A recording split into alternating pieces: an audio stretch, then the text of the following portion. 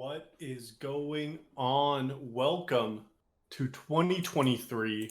It is the first game casted for Style Esports for 2023. I am solo casting this best of 5 Noxus final series between 5 Cheese Ravioli-Blue versus Bedtime at 7. It's a midday stream. It's the first one of 2023. It is the last game and match of season 13. It's going to be a great time. Looking forward to these two teams matching up head to head today. So we're just about to get into Champion Select, and then we are going to hit the Rift for game one. This is going to be a great matchup to start off 2023 with more league content coming at you. So as we are getting into Draft Lull, these two teams here, just to kind of break it down, this is, again, season 13 of the Noxus Cup. This is the very, very last playoff to be played between Bedtime at 7 and 5 Cheese Ravioli-Blue. Just to give you a little bit of context here, coming into the Rumble stage, into playoffs, Bedtime at 7 was sitting at second place overall. And their opponents, 5 Cheese Ravioli-Blue, was 9th, barely squeaking into the Rumble stage and into playoffs. Actually, in the very, very second round here on November 21st, these two teams, Bedtime at 7 and 5 Cheese Ravioli, faced off head-to-head already once. And it was actually Bedtime at 7 that took a 2-1 lead. And so they won that series the first time, and now they are back fighting it after a huge losers bracket run.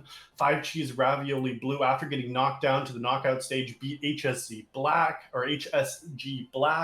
They beat Dreamland Esports. They beat Mint Gaming, and now they are back in the grand finals. This is going to be a series to tell if 5 Cheese Ravioli-Blue is going to have redemption from the last time these two teams met up, or if Bedtime at 7 is going to be able to close it out, get us both ready for bed at an early time, and close this game. So already picks and bans for game one have happened here. Caitlin, the instant lock-in for Bedtime, has chosen to pick up that pick. Looks like a lot of those bans getting targeted very specifically for some of these players with a couple of topside bans. FCR wanting to take away both Caitlin and Fiora. Those are both bans for Inigo Montoya, who has actually shown both of these picks last time these two teams matched up. Inigo did lose on the Kennen, but then had a great performance on Fiora in another series here, but definitely seem to do their homework, and FCR is responding with their bot lane here. So Caitlin already a really strong pickup, and Kaisa's the match. Udyr is going to be the jungler for FCR as a blind pick there. So, Udyr is one of those kind of champions where has been really strong in preseason. You've seen the full lethality sort of build. You have also seen more of the Jack show and into a demonic embrace, maybe Sunfire, something like that. And actually on FCR's side, their jungler is PBG. He's shown both of these against Mint Gaming in the previous match when FCR took it 2-1. We saw PBG playing Udyr back-to-back games, once with the Conqueror and this tanky Jack Show demonic build, and then the second game went for much more aggression with a Prowler's Claw and Ravenous Hydra. So we'll see which direction FCR PBG wants to go this game. And on the other side, it's matched. Bard is going to be the support to pair with Caitlin, and Kled is going to be the bot laner. Inigo Montoya have been playing a lot of this in preseason, so we'll have to see how it fares up as a blind pick top and has responded from Ornn in the top lane as well. Meanwhile, we're in the second half of bans, are yet to see mid laners. FCR banning away a couple options now from Bedtime at 7. Meanwhile, Bedtime, because FCR has not shown their support, is opting to pick some supports away from Sable here. So we'll have to see what the Kaisa pairing is. Based on these tanky frontline beef boys, it gives a lot of opportunity for FCR, for Sable to go different picks. We've seen them pull out things like Renata, Seraphine, even Lux, even Nami as well, some of these high damage kind of options. So I would like to see maybe something like a Seraphine or Lux getting paired here, but they also might just go all in on the front line engage, and we'll see what happens with that. So you know, as a support pick, you'll have to kind of see what they're going to be looking for here. I expect it to be matching with Kaisa on this R4 side, and we'll see if that is going to be the case. Maokai, the lock-in, that looks like a pretty untraditional bot lane, but I do expect to see Maokai going into the support role.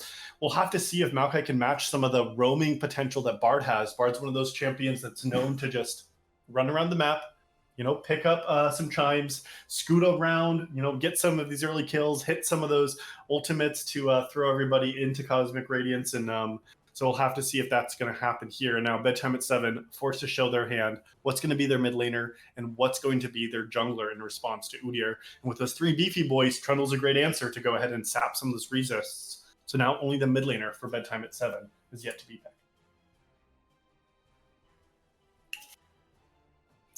And we'll have to see what they pick. This is going to be a blind pick. Cassiopeia is known to do really well into tanky frontline members. FCR has drafted short range. They've drafted engage. And so I do expect that Cassio is going to have lots of value here. Cassiopeia with those twin fangs does great, shredding those immobile tanky frontliners. And hey, in this preseason patch, if you don't have enough of the ability to get through them, you know, these tanky boys are going to be huge, but Trundle and Cassio's the 4-5 picks are great responses. And Ziggs, kind of an uncharacteristic pickup here. 5 cheese Ravioli-Blue has opted Bronze Legend, locking in that Ziggs. This is not a champion that Bronze Legend has shown very much of anything in the match history. In fact, typically is more comfortable in things like Ahri, Lissandra, is even shown Karthus and Victor and champions like that, but instead, in this first best of 5, Ziggs is that 5th pick for FCR. So we're going to have to see. This is going to be quite the series. Again, this is a best of 5 grand finals, the second time these two teams have matched up together. And so there are still lots of league to play. So we will have to see as we're jumping into Champ Select and these champions are starting to get locked in where each of them might be going. You know, ultimately, it's pretty straightforward. I think the Maokai is the one kind of off-meta look here from FCR in Game 1, maybe trying to catch them out just a little bit. It's going to be a long series. So as we're looking up across the board, I think that Bedtime at 7 has done a great job with their second half picks. The Trundle and Cassiopeia provide so much armor and magic resist shred, as well as high damage to the frontline engage that FCR has drafted. But like we said, FCR does have those strong beef boy frontline primary engage, and you got something like Ziggs in the backline that can just maybe poke them out. So if Ziggs can hit some of those bombs from far away and start poking down Bedtime at 7, and it can't be matched from Caitlyn and Bard, it's going to be a little bit challenging to be able to fight that here. So, you know, Inigo Montoya, the Kled is something that they've liked here in this preseason, hasn't shown too much success. 1.3 KDA, 29% win rate over 7 games so far in preseason, but was fine just blinding at top lane. So it gives them the engage tool, it gives them the angle, and it should be a winning matchup into the Ornn top. So we'll have to see how this goes. Let's go ahead and get a prediction going. Let's see who's going to win this Game 1. Who's going to win between these two teams? Remember, it's Bedtime at 7 and 5 cheese Ravioli-Blue. The second time these two teams have matched up but now it is the grand finals of the Noxus Cup. So as I'm running it all here, let's get that set up, and then we'll see as these final champions get locked in for Game 1. All right, we are hitting the rift for Game 1 of these grand finals of Season 13 between 5 cheese Ravioli-Blue and Bedtime at 7. Looks like a standard 5 point to get us starting here in this game. So we will have to see if anything happens early on. And meanwhile, both of these teams just kind of sitting around there, a little bit of poke from Maokai there. Sable getting those saplings down early to scout for some vision and get a little damage down. But not going to be too much action here. Both these teams just playing a little bit patiently here to start it off. And as we look across summoner spells, some interesting summoner spell choices here. It has been the Ghost for your gynecologist on the jungle Trundle here. match with Flash here. And like we said before this game started, PBG not sure about what build they were going to go, but with the Conqueror, I am expecting to see a little bit more of that tanky Jack-Show demonic build. We'll have to see if that's the case. But both junglers opting to start on the bottom side, meaning their pathings will be matched. So we'll have to see if that has an impact in the early game.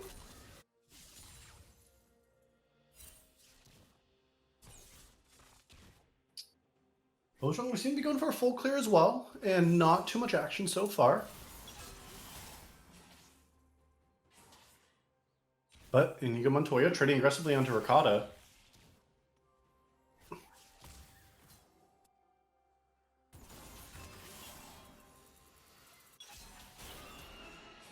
Already dismounted, but not much is going to happen. Bot lane players playing for level 2 here. But we know Udyr just loves to farm full clear the jungle. Back in last season when we saw that Hecarim and Udyr meta, both these champions just loved full clearing. But they even got a little bit more time to make it happen with the Scuttle spawn so late. But Hello-Titty already in trouble. Bronze Legend poking out heavily in the mid lane. Done a great job getting Cassiopeia to under 25% health. Great early game poke from Bronze Legend in the mid game in this counter pick matchup. The Zig, something we haven't seen much of here recently, but has done a great job to start that off.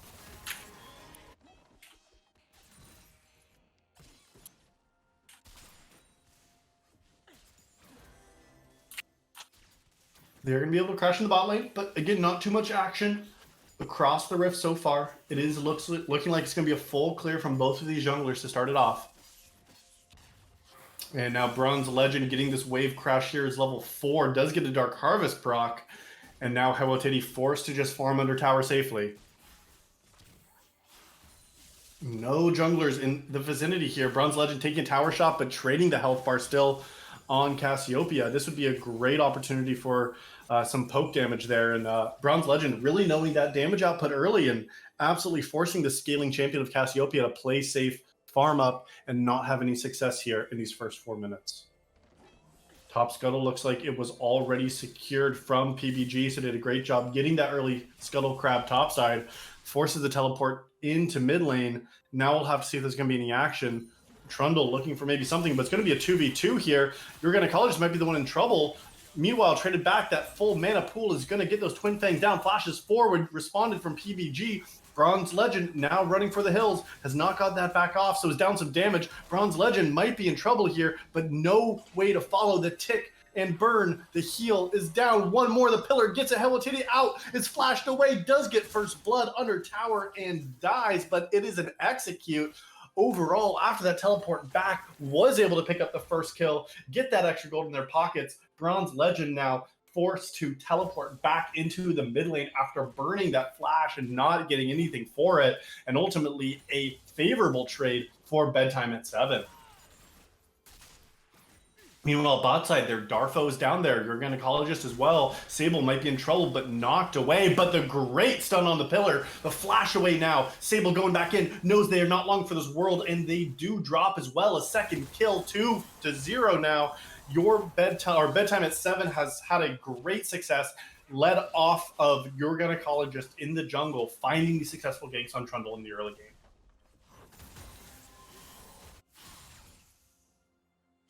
Yeah, just a really, really great combo there. The Trundle paired with the Bard, getting that stun is so challenging to time that right, but that Cosmic Binding just locks Sable into the pillar from Trundle, that pillar of ice that came up from the ground. And so it forced Sable to just go back in, try to find something there. And man, this is not a champion that has much survivability early, especially in the support role.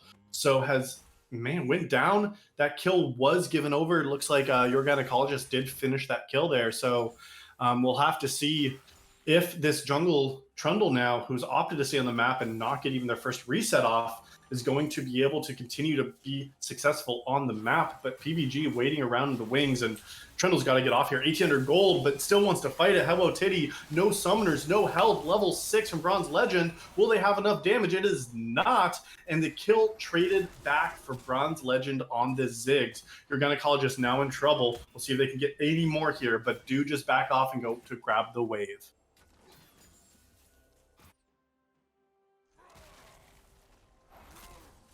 Man. Oh!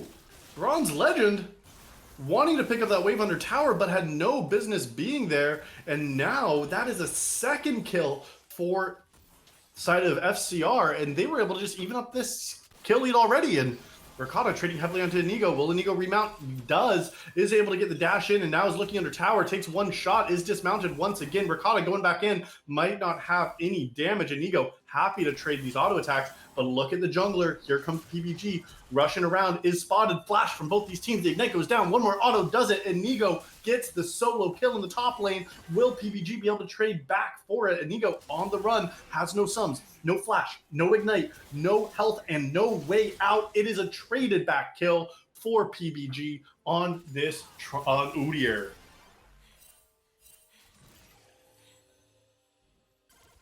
That does give the opportunity for Gynecologist to be able to start the Dragon on Trundle, even though they did die. What a massive first buy, both the Tiamat and the Sheen. I don't know why they were trying to delay that so much, but this is going to open up Bedtime at 7 to pick up this first Dragon. So it is really successful for them, at least to trade something across the map after the 1-for-1 in the top side here. And PBG is starting to get going, is resetting right now, and we'll see. I expect to see a Demonic Embrace is going to be the first buy for this Udyr, and we'll have to see on this back if that is the case. And yep, going into the Giant's Belt, that's what I expect to see. So first Dragon has been taken 8 minutes into this game. We're going to have to see how these teams can transition into this part of the game where ultimates become available. We saw Bronze Legend able to take out Habotedi in the mid lane to get one of those kills. But now we'll have to see with other players, both bot laners, getting close to level 6, if they'll be able to use their ultimates to impact the map as well. That Cassiopeia Petrifying Gaze can be massive in team fights to lock down these immobile frontline tanks. And with this next wave crashing in bottom lane, level 6 is now for Sable and Chaos as well. And we'll have to see if that means a 2v2 is just around the corner. But already just going to run away here. Darfo using those hot chocolates, using the Caretaker's Shrine to just heal up Asylum, run away safely, continue to get the poke down, use that range advantage in the bot lane to shove under tower. Oh, 3 members down there, but a great portal as well as that ultimate there. The Tempered Fate getting them out of dodge. Nothing is going to happen in the bot lane. And Trundle's already on the top side. We'll see if that means it's a green light for a Herald start, because Udyr has to get up to the top side if they're going to try to match it.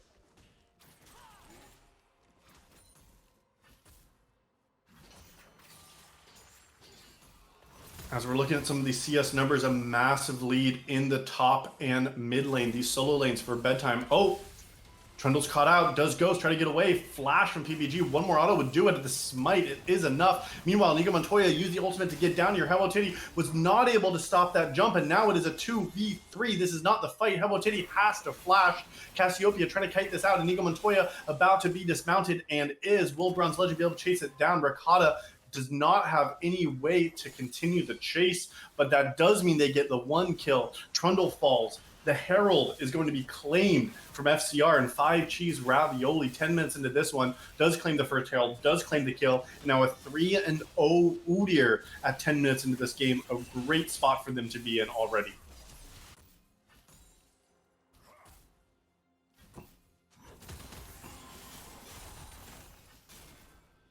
The flash was committed from both PBG and Bronze Legend in that exchange, but Ricotta, with that unsealed spellbook, has the opportunity still to have those other summoners. But the Ignite means maybe some early aggression there. Let's see if we can zoom this out just a little bit to help out the spectate here.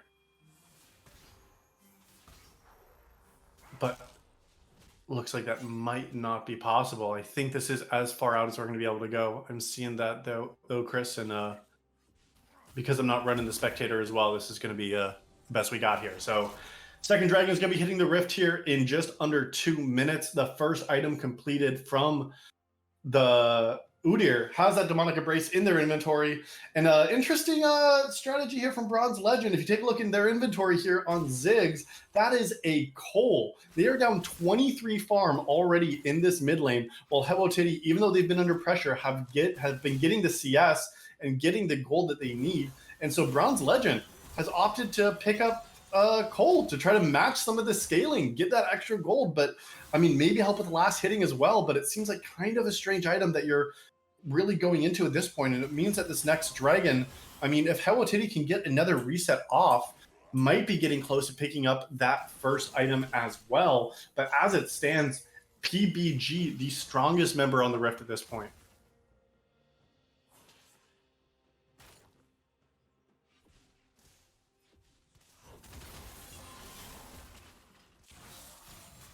All right, just 45 seconds left in this one. Bronze Legend trading aggressively here. Has been getting the trades, but has not been getting the farm. Still solo laners for... Ooh, the Ignite going down just as that's going to expire here. But the solo laners, like I was saying, for Bedtime at 7 have just been dominating this early game. Even in the bot lane, that extra range advantage has opted them into some extra farm. The Rift Herald is going to be dropped mid for some gold. It is still going to crash. Ooh, 88, even using that smite to try to get the kill, but the crash still comes through. Oh, Inigo Montoya looking mid. Are they going to be able to get it? Both these players do not have flash. They're going to be under tower. Inigo Montoya has the first tank, is dismounted, is down. First kill, shut down. Gynecologist now in trouble. One more bite, will not be able to live. It is, however, the major shutdown. 600 gold goes into the pocket of Hello Kitty, and that is going to be a huge buy before this dragon.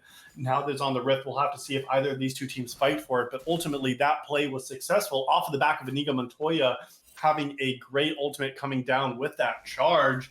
And Kled made the dive happen and traded 1-for-1, but an advantage of Bedtime at 7 because of the massive shutdown that PBG was holding. Oh, there goes the Tempered Fate. However, there is going to be a Nature's Grasp landing, but no follow-up. It was denied from Darfo, so great job in the bot lane.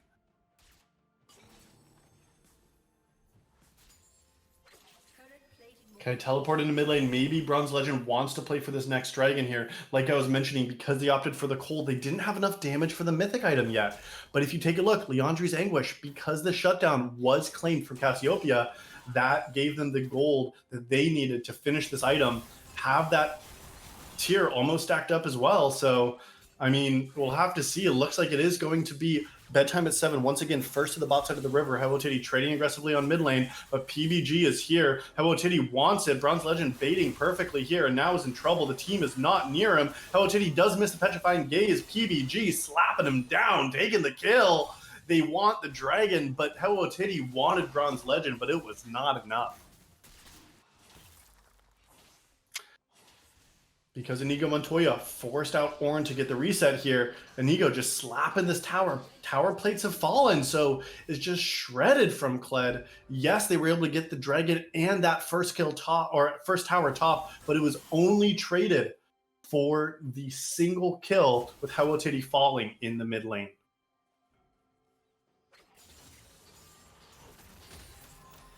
The Ravenous Hydra has also been completed. This item has received some nerfs, but is still great on champions like Kled, who just want to shove these waves now, get those stacks going for the additional attack damage, and be able to rotate and roam around this map. That charge on Kled's ultimate is going to be the primary initiation. They're going to be the playmaker, but Gynecologist has the pillar. Will they be able to go? Already back up the Nature's Grasp. Chaos trying to kite this one out as well. Sable forced to flash away. PBG for flashing forward is not going to be able to get the stun that they need, but Bronze Legend also in space. A 4v3 for FCR. Will they be able to get it? The stun under tower, flash away. Chaos picks it up. An extra kill to the pockets of FCR, and now 1v1 topside. Ricotta forced to flash away.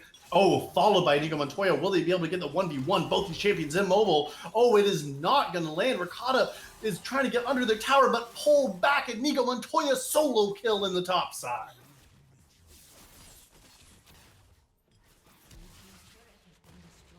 The pressure on the bot side and killing Asylum did mean that 5-cheese Ravioli was successfully able to trade for the bot side tower, where Cassiopeia is just continuing to pressure the mid lane here. But now they're in trouble. They have a flash. They have an ultimate. Will they be able to fight their way out? Sable, no way to get out of there. Petrifying Gaze is turned. Great play from PBG. And now Hello Kitty in trouble. Ignite is down and is claimed. That last hit from Bronze Legend picks up that third kill for Ziggs in the mid lane.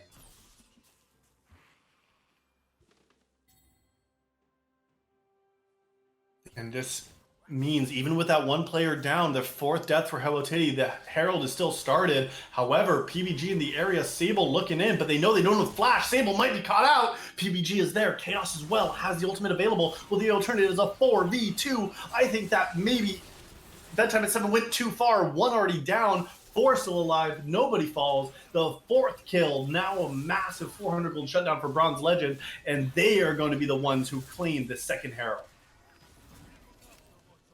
Yeah, I thought at first Sable might have been too far caught out. 5 cheese ravioli there. It felt like at first, maybe without the flash, they went too far, but there were not enough members from Bedtime at 7 to be able to successfully make that play happen. And an uncharacteristic death, but now there it goes. Will they be able to get the kill? Oh, Hello Titty playing forward, but is in auto attack range, takes a tower shot and falls way too far forward. 5th death, Ricardo wants to turn it now. There goes the Aura Horn, knocking him up. Gynecologist in the area has ran out. The knock up from the pillar does not do enough, and ultimately it is a 1-for-1, both mid laners falling, but the shutdown once again claimed from Bedtime at 7.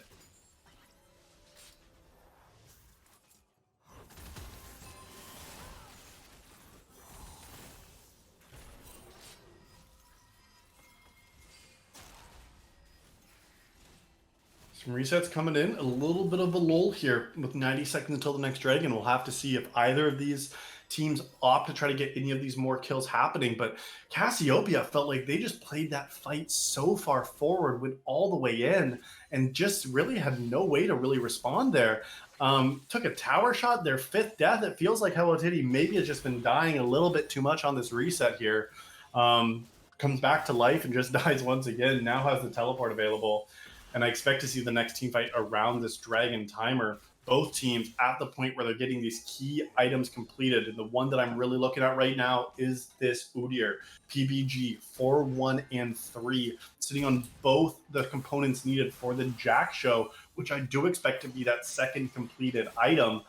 And now both teams just posturing for the mid lane, trying to get some vision. But if we take a look at the minimap, neither team has really explored and pushed their vision into this space. A lot of it from FCR has been topside to let the successful push happen for Ziggs. They've been able to pick up that tower, still farming that gold, trying to get some of that extra gold as well. And now they're going to reset with 20 seconds until that dragon hits the rift. It would be the sole point if Bedtime at 7 can secure it. Otherwise, it will be a denial as well for FCR if they can stop the stack.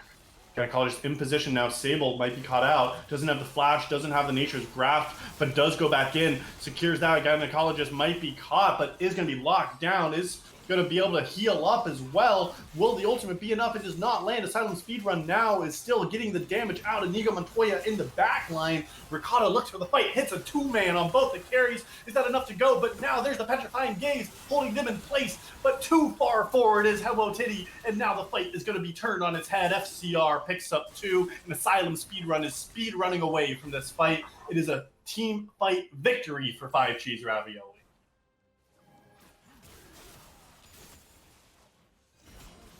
The start of that fight looked really good, but once again, Sable the only one falling, being that frontline menace, and Hello Titty is too far forward. This player is trying to hit that front line, but then all that front line is able to hit them too. Cassiopeia has not been able to play this space successfully, kite out these fights, find enough of the healing of that damage, and with only 2 items completed here, has not been able to shred through these carries enough.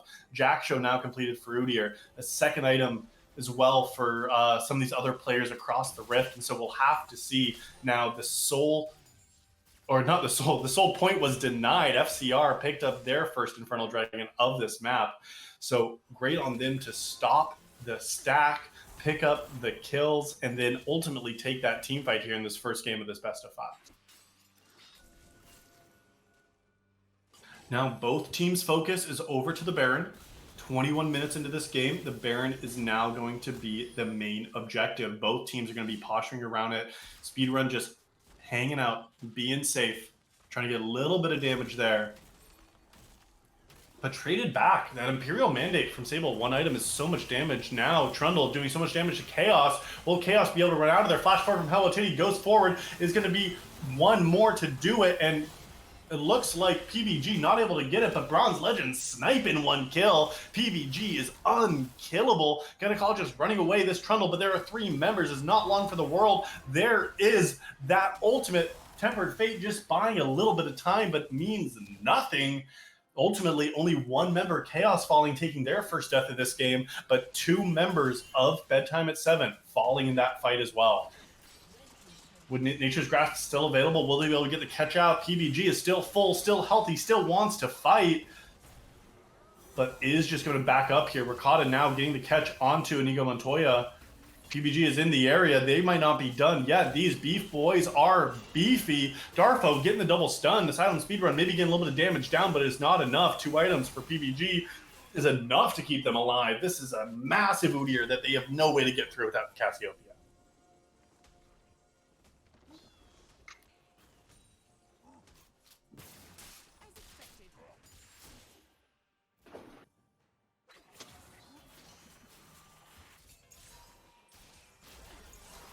All right, in the mid lane, Chaos looking forward, getting a little bit of chunk damage, but neither of these ADCs have finished their second item yet, so we'll have to see how that has an impact here when we look at these team fights, because those carries are really those secondary damage dealers here. Of course, primary, both of these mid laners are the ones dishing out the most damage here, but now Cassiopeia might be looking for some chunk damage onto Ricotta, but man, that chunk damage is just not enough. Inigo Montoya is behind, force the flash from Ricotta, now be trying to turn it. It's going to be a 4v4, flashed away. The ultimate does not land. Sable flashing forward, gets on top. There's the ultimate once again from Bard. The stun. Hello Titty is free. Hitting is not too far forward. Gynecologist needs 1 more auto to pick up the kill, but already Bedtime at 7 has got 1. Darfo flash forward, gets 2, gets 3. PBG under tower, and even with 4 members, they cannot kill this Udyr.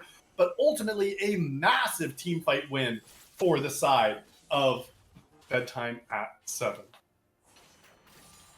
Felt like ultimately a big throw from 5 Cheese Ravioli there. They thought that maybe they had the numbers, but Hello Titty was untouched in that fight and was able to pick up the kill. Now, Inigo Montoya, topside there, is caught out, is out of position. The team is on Baron, but they have no way to help him.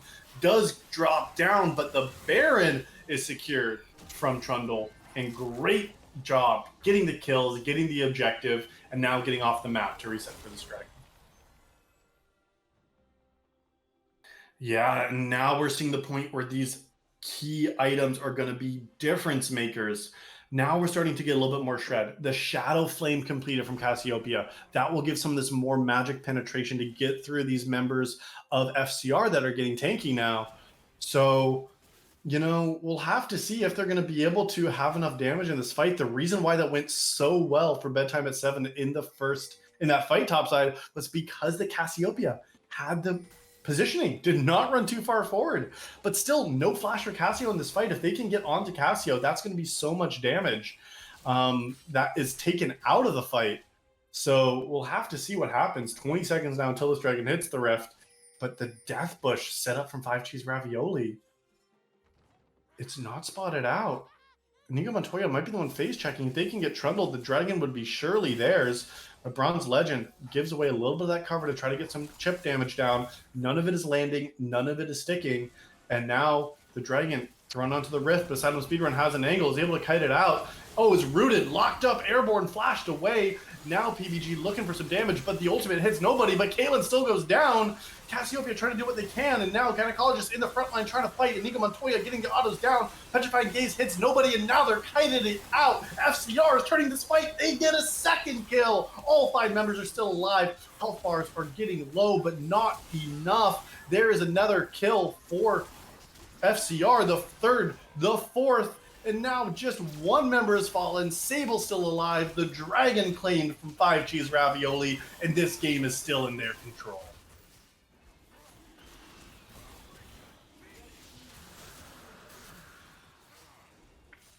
Yeah, and it looked like a fight that Asylum Speedrun was able to get the damage down early, but ultimately all of the CC, the knockups, the secure from the Nature's Grasp as well on the Maokai meant that Asylum Speedrun, even using both summoner spells, was not able to get out of that fight. And they just kited it so well because they were able to run away. I mean, it was great from FCR to kite out the damage, get the spell rotations from Ziggs. Almost all members lived. Ultimately, Ziggs did fall and gave over one of the shutdowns. But that second Dragon, now second Infernal, even though there was the Baron up, it was not enough damage in that fight to secure Bedtime at 7 the win. So both these teams to a little bit of a stalemate here.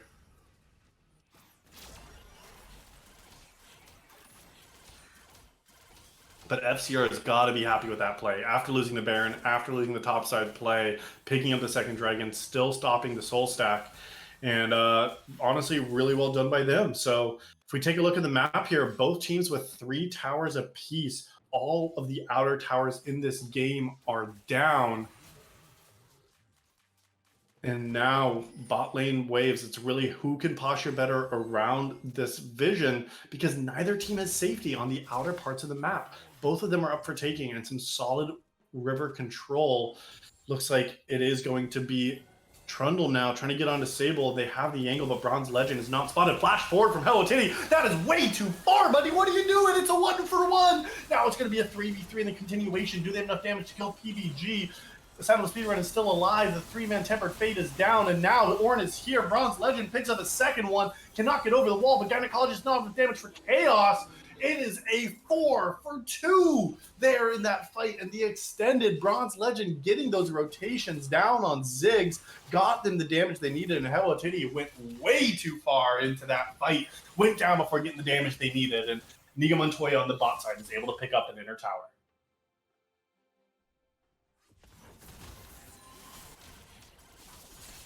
Push is going to continue in the mid lane. Bronze Legend with that W does so much damage. The satchel charge just blows up these towers here. We'll have it for this one, but look how fast that tower falls. Gets the inner, gets the inhibitor. Now Inigo wants to try to catch them off. Did they go too far? Inigo is going to be on a 1v2 for now. No teammates in the area for Bedtime at 7 and wants to try to fight their way out, but uses the flash, uses everything, and still goes down.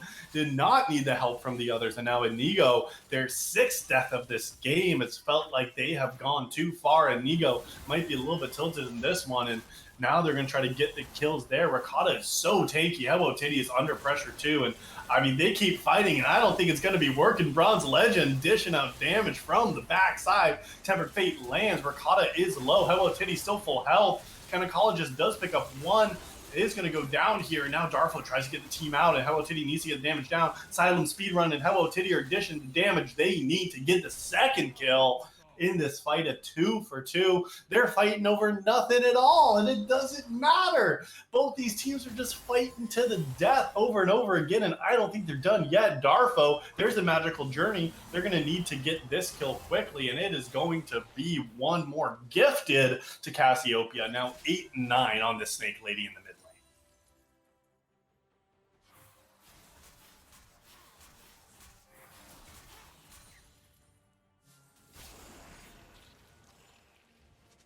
Baron's in the Rift in just 5 seconds here, and it is going to be Bedtime at 7, the first ones to this fight. And they're going to start it up. Cassiopeia known to be doing lots of damage to this dragon, and look at that. Yes, they're burning the mana pool, but the Baron is dying quickly. PBG is here, but you know who's not? It's Gynecologist. PBG can get over the wall. They can take it, but there is not going to be anyway over. Bronze Legend tries to steal with that Mega Inferno Bomb, but does not pick it up. That was spooky without their jungler, under 200 health, but is secured. Second Baron now that we've seen Bedtime at 7 claim, and Dragon in the map in 30 seconds. This would be the 3rd dragon for both of these teams. Both of the last 2 dragons have been claimed by FCR, and they are also the first ones on this dragon to set up the vision and set up the space. Once again, looking for this bait, looking for the trap. Bronze Legend is the player to watch. Can they get the damage down? Inigo Montoya already just absolutely chunked from one combo from Bronze Legend. And that might be enough for them to start up the dragon. Now teleport coming down. Cassiopeia is down here. Darfo has been able to find some of these ultimates. Are they going to be able to get one more? The Tempered Fate needs to go down soon. Darfo is looking, is trying to get it. 100, but it is secured from Chaos. Now Inigo on the backside. It is 5, big 1. Oh no, here goes Both these players going down the front line, they're getting kited out. Hello Titty though gets one in return, gets two. Chaos is slow. Hello Titty's alive. That's a third. Triple kill. Hello Titty, flash away, still gets stunned. Darfo might be able to pick up the 1-for-1. Let's see if Bronze Legend can get their way out of here. Another stun. Darfo taking names on this Bard in game 1. And a massive 800 gold shutdown. Ultimately, it looked bad and messy, but it was an advantage for Bedtime at 7. Yes, they lost the dragon, but they won the fight. They have the wave. They're hitting the towers. If they can get the inhibitor, this would be just fine.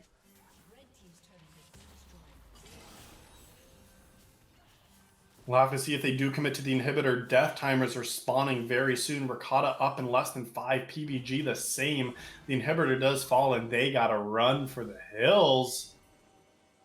5 Cheese Ravioli has secured the 3rd dragon, but is in a gold deficit at this point. Both Barons this game have been claimed from Bedtime at 7.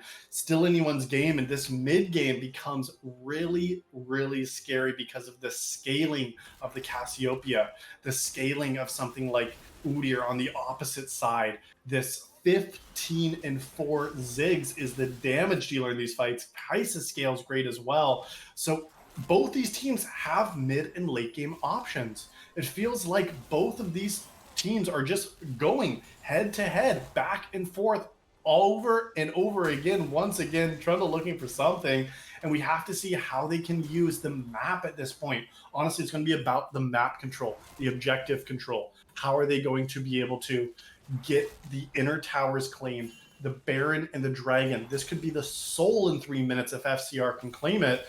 And meanwhile, they're just setting up the bot side, and this seems really strange. The only standing inner tower for FCR is in the top lane, but look at the vision, look at the positioning. All of it is set up around bot. They're not going to be able to get a siege here. Mid's going to have its push because the inhibitor is down, and it is still Bedtime at 7 on the offensive, playing aggressively, getting set up, playing forwards. And now both ADCs have about 3 items completed. So we'll have to see if these ADCs are going to be dishing out even more damage. Both of them opting for the Lord Dominance Regard as their 3rd item choice. Hello Titty now. Are they going to be able to get Chaos?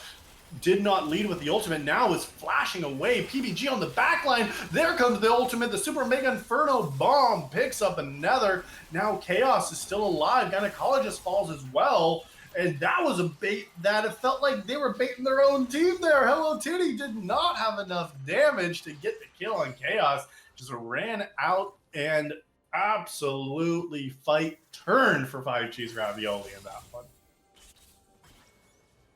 I felt like if it was led with Petrified Gaze, there would have been enough damage, but Cassiopeia held it until later, forced the flash out of them as well. Did not get a kill.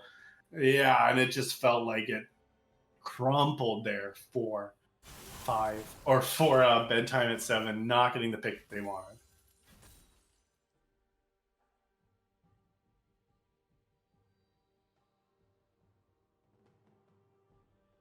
A little bit of stillness on the Rift. We'll have to see how these teams want to set up these objectives. Both Baron and Dragon are hitting the Rift at the same time here. Cassiopeia does great at shredding the Barons, especially with these additional items completed now, as well as with Trundle. They have items like the Blade of the Ruined King, like the Divine Sunderer, that does so much damage to objectives. I mean, but Bronze Legend, that ultimate from Ziggs, the Mega Inferno Bomb, can absolutely crush the team if they're standing inside of the pit here. Now, this Bronze Legend, he has 800 ability power. This guy is hitting like a truck, the center of that Mega Inferno Bomb, dealing 1,500 damage. But both these teams want to fight. Sable flashes away, not enough. There's a Tempered Fate. It gets on top of Bronze Legend. And now they're going to try to kite it out. Gynecologist just sucking with that Subjugate, trying to get enough damage, and Silent Speedrun's untouched. Chaos going in. Silent Speedrun's not long, is still alive and does fall. Meanwhile, this fight is so scattered across the board. Bronze Legend's untouched, even after getting hit by the ultimate. Gynecologist has no way in. A 1-for-1, but that is an ADC down. A Silent Speedrun has hit the grave. Gynecologist now might be looking for something, but is out of position. Flash forward, PBG. You were spotted the whole time, buddy. Now Inigo Montoya wants something, but there's nothing there.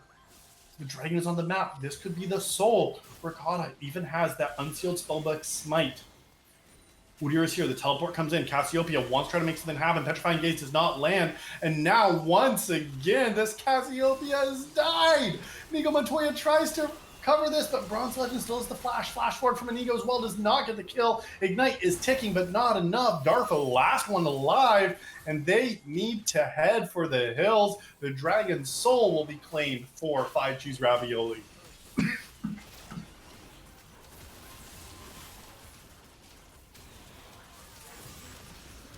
And that is 4 Infernal Dragons in a row for 5 Cheese Ravioli. Now they have gotten the gold lead back. The kills are back. The Baron could be theirs as well. Already a teleport from Ziggs into the pit. We'll have to see if Gynecologist can get there in time. Does have the smite available, but this Baron is getting shredded. FCR already going to take their first Baron of the game, take a convincing gold lead. They have the Dragon Soul. And now we'll have to see how they can use this pressure to try to win this game with the damage they have now.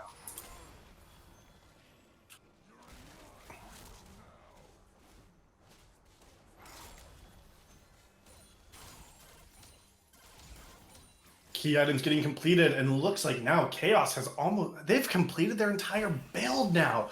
Opted to go for the Guardian Angel and the Edge of Night as those last 2 items to get that extra shield, the extra survivability. It's not the most damage, but you don't need the damage here because your team is so tanky. And now it's like, what's the win condition here? I mean, Cassiopeia can do so much damage sitting on 4.5 items, or 5.5 items, excuse me. And but this isn't really a player that I can put all of my faith in to make the plays happen when they need it. So we'll have to see how Bedtime at 7 can kite this out. But look at that the Mega Inferno Bomb, just doing so much damage, more than half the health bar from Asylum, and that's off of your screen. The Mega Inferno Bomb is going to be up in just 25 seconds. The Baron minions are sieging. The poke is coming down, and now they have to fight. Nature's Grasp is used. There goes the Tempered Fate, but it will not land on anyone. They're going to stave off the attack, but they're fine to kite this out. Ricotta doesn't have teleport for a couple more seconds, but is going to be spawning soon. Now Ricotta can join this fight, but is just clearing mid waves now. Inigo trying to look for an angle, but this front to back, I don't think this favors Bedtime at 7.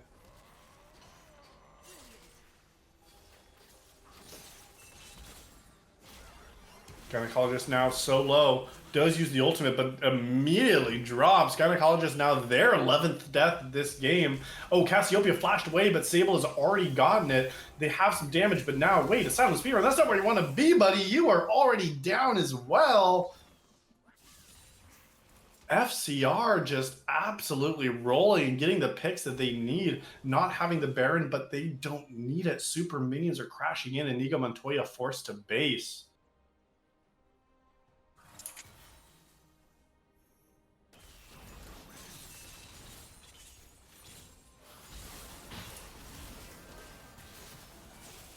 There's a tower getting hit now. Players are low. Tempered Fate tries to keep it alive. The tower is not long for the world. Second tower falls as well. FCR is on to the Nexus, and game 1 of this best of 5 grand finals is claimed from 5 Cheese Ravioli.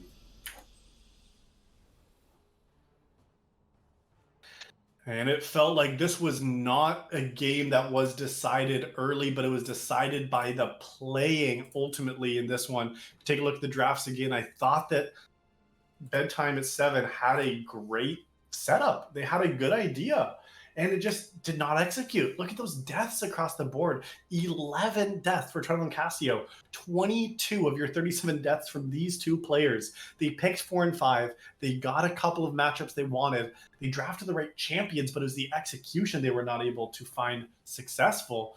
So that is game 1 over to 5 Cheese Ravioli. An absolutely amazing start to this best of 5 grand final series.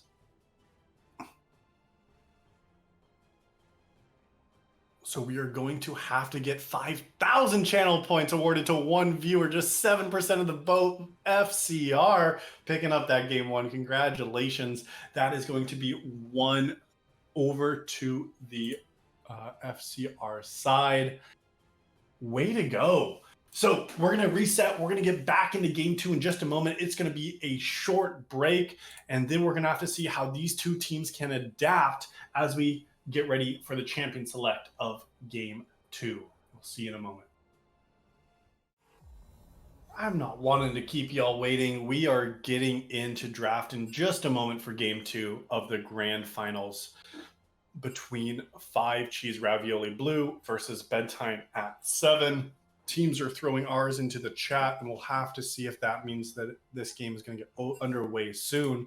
You've seen that both these teams have opted to stay on the same side of the map for the second game here, which means that as the losing side, Bedtime at 7 has opted to stay on blue. They must think that they have maybe a first pick priority that they're going to want to pick up here once again on blue side. Maybe it's going to be something like the Uter with the absolutely massive performance that PBG had in that one. I mean, PBG has absolutely been running through this entire playoffs with Udyr, has shown so much success on the champion here, even in some of their defeats. And so, I mean, we'll have to see if they want PBG to play a little bit something else. I mean, this is a player that has shown a bunch of other options. They've shown something like Zach. They've shown Vi. They've shown Wukong, Lilia. So they have other champions here. But with this pick and ban underway already, we'll have to see if that means that they're going to be opting for another kind of strategy here, because Bedtime at 7 has stayed on the blue side. So they have to do something to shake up this second. I wouldn't be surprised to see an Udyr ban. We'll have to see if any of these picks need to get adjusted, or the bans when Bedtime wants to take anything away from FCR, because that 3 front line, I mean, the Casio, the Trundle, they were not enough. They picked well, but the execution was not successful. So a Mumu going to be taken away from FCR. I mean, Sable loves these hard engaged supports. It can be a flex pick potentially too, but means that that's going to be taken off the table. I don't think that's quite as essential. Both one ban left for both of these teams. Will have to see what they target. Maybe something from the last game. Maybe something they just don't want to play against. But it's going to be interesting to see what these last couple of bans are.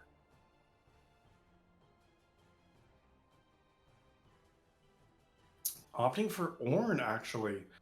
I mean, we saw the Kled as a blind pick top in the last game, or they picked the Kled there, and then Ornn was picked into it. And so I don't know if they're saying, oops, that's the one bad matchup, or what the answer is there.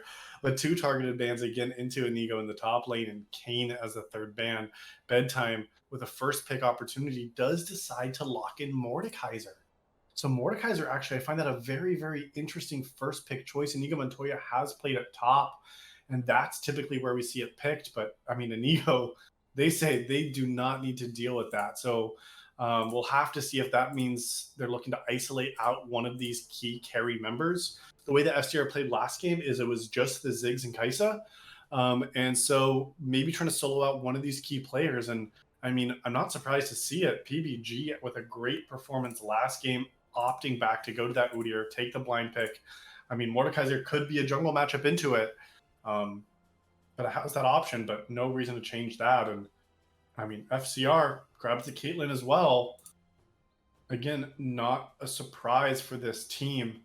FCR does seem to have success on this kind of champion here. Last time these two teams played, matched up, Chaos did lose on the Caitlyn here. So, I mean, maybe they feel like something they can beat, but Karma's running to match the damage and the range, and Ezreal's going to pair with it. So basically, from Bedtime at 7, you're saying, we're going to just pick up this poking bot lane because you're going to have the Caitlyn. So let's just match the poke with the poke, and we'll have to see what the 3rd pick to finish off the first half of this draft is going to be from FCR. I expect you just are going to match a support at this point, and just pick your bot lane. It could be something like, I was thinking maybe Morgana, but Lux is going to be the pickup. A very, very standard bot lane here. But notably, it is something that Sable is typically not as interested in. But I guess they've shown some Lux along the way. So, you know, maybe it's more comfort than I'm kind of giving them credit for. Has shown Lux with a Caitlyn pairing in the past, but will also play some kind of hard engage here. So mid laners are really the pool, and maybe a Lissandra ban as well for Bedtime. It is something that their mid laner has pulled out. Bronze Legend had a masterclass on Ziggs, so taking that away, and 2 other mid laners banned away from Ravioli. So, I mean, 4 mid laners in the second half bans, both teams targeting that pool, getting rid of the Lissandra, the Ziggs, the Anivia, and the Vigar. Now FCR, I expect to see them matching a top laner here. I think it's Mordekaiser top, and Nico has shown it before. But both these mid laners will likely be saved. FCR are likely going to save their mid for counter pick because Ziggs had a great opportunity there as a counter pick in that R5 spot. So it is going to be just taking the blind pick now at Brown's Legend, even though they got the winning matchup with the Ziggs in the last game, has opted just to pick a safe, scaling, pick-oriented character like Ahri, who has that high mobility. So definitely a different look now from FCR. Have 3 backline long-range damage dealers with Ahri, Lux, and Caitlyn. So we'll have to see what happens there. Bedtime at 7 having to lock in their last 2 picks here before B5. And Victor is going to be the scaling option now for Ravioli in the mid lane. Cassiopeia scaling mage did not work well for them in the last game. Too many deaths, being out of position, and I feel like Victor does not fix that problem. This is still an immobile, high damage, scaling mid laner, and if Victor's not able to position properly in these team fights, it's going to be dangerous. Xin Zhao, a melee, short range. I mean, very, very strange to see that as the 5th pick for Bedtime, but I mean, I'm surprised because who's going to shred through this Udyr? If this Udyr can just get tanky once again, it's going to be very hard to be able to shred them.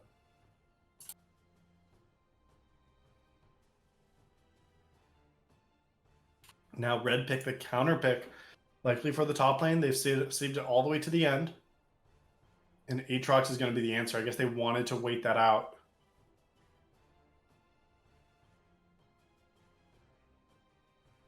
But game is set. Game 2. I mean, FCR has a 1-0 lead in this BO5. And Bedtime has shaken it up a little bit, but I still see some similar flaws with their game plan. Having a Victor in the mid lane, a scaling, short-range, immobile mage. We'll have to see if that makes a difference. In the second game, I mean, they got the counter pick they wanted into Udyr once again. And we'll have to see if the Xin Zhao finds more success. Bedtime seems to like their plan that they've drafted so far based on their first 3 picks and, you know, just blinding a top laner and a bot lane. But the result is going to have to be different going to the second game. So let's get some predictions rocking. Moving into game 2, who is going to win, do you think? Will it be FCR 5 Cheese Ravioli on the red side once again, or will Bedtime at 7 tie up this series? It's going to be a close game to have to see who takes the second one. Let me get that prediction rocking, and then we're going to take a short break as we get into game. It'll be about a 4-minute to 5-minute pause as we are right back waiting for the spectator delay to tick down and then get everything synced up and ready to go. But I'll give you plenty of time to submit, give you the first 10 minutes or these next 10 minutes here to get your submissions in just a moment. And then we're going to hit the ref for game 2 of the grand finals between FCR and Bedtime.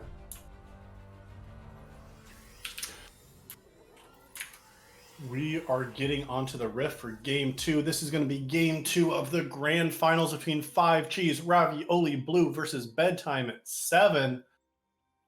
Man, we're going to have to see what happens in the second game. Already 5 Cheese Ravioli is out to an early start. An early lead is up 1-0 in the series after a close game last game. 2 Barons were claimed for Bedtime at 7, but that was not enough to secure them the win. And now we're going to have to see how the second draft makes a difference. And as we see, a little bit of a different strategy from level 1. Sable in the top lane, trying to get some vision, and maybe an early ward for the top lane matchup. If we take a look at these mid laners, there is more success now, potentially here. Bronze Legend, though, really had the damage, the positioning, and the DPS in the last game to absolutely carry his team to victory. And now with the Ahri pickup as a blind pick, we'll have to see if that means that they'll still be able to have the same success.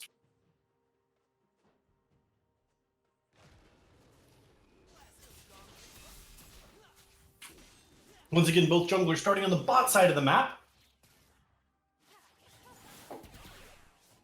So both of them will be pathing up top, but Sable, take a look at Sable. Still sitting in the top lane, trying to get some chunk damage down onto Inigo. Oh, misses the binding. Q1 also misses. Ricotta lands Q2. Now Inigo forced out of this play. Sable still getting the auto attacks and trading heavily. Now Bedtime at 7 knows that it is a 2v1 bot. Teleport now coming from Sable. What a level 1 play here from FCR. What a level 1 is that? Sable coming in, popping the potion early too. But level 2 first hit from Asylum speedrun now. Look at that chunk damage. Darfo, but dashes in, exhausted. A couple more autos will do it. The heal, Chaos, flashes forward, gets the last shot, and first blood to Asylum speedrun in this bot lane brawl. I think we can say that level 1 cheese from Sable was not successful in this one. Bedtime at 7, capitalizing on the bot lane play and doing a great job to get that first kill. Darfo dodging out of the Dark Binding. Asylum trying to get those Mystic shots in. Hooked under tower. Gynecologist is top. Will they have enough damage? Knocked up into the air. Ricotta, low health, does not have the flash, and a second kill. Once again, an early lead for Bedtime at 7.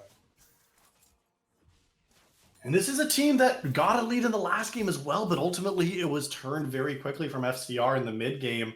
And it was really because of the mid jungle who were overextending and playing too far forward.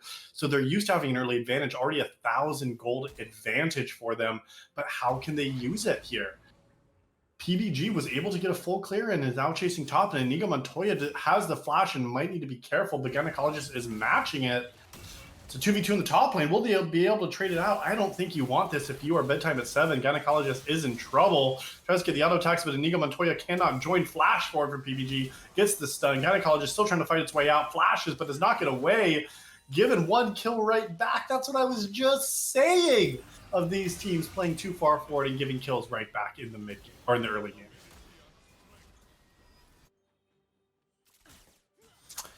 PBG has known how to get advantages on this jungler. Udyr in the last game as well just took over the early game with that early aggression. And now, once again, forced to teleport early in the mid lane, but now Bronze Legend cannot match, going for the aggressive Summoner spell and the Ignite in this game.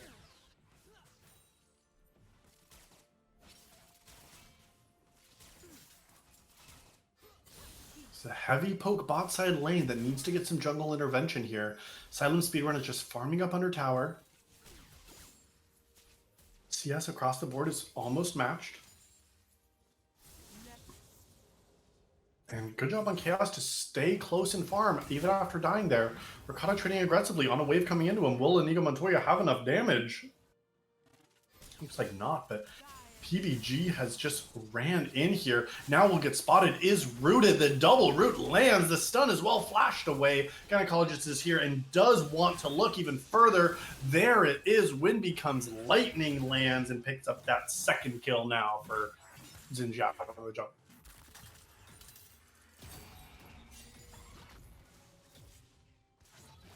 Another early aggressive play from Gynecologist, matching the gank from PBG. That one does not land, will not be enough. And now both junglers go back to farming their second rotations here in the jungle. PBG doesn't seem to be done with his bot side play, but it is going to be warded out. Now they have to run. Darfo does not have any flash available for them.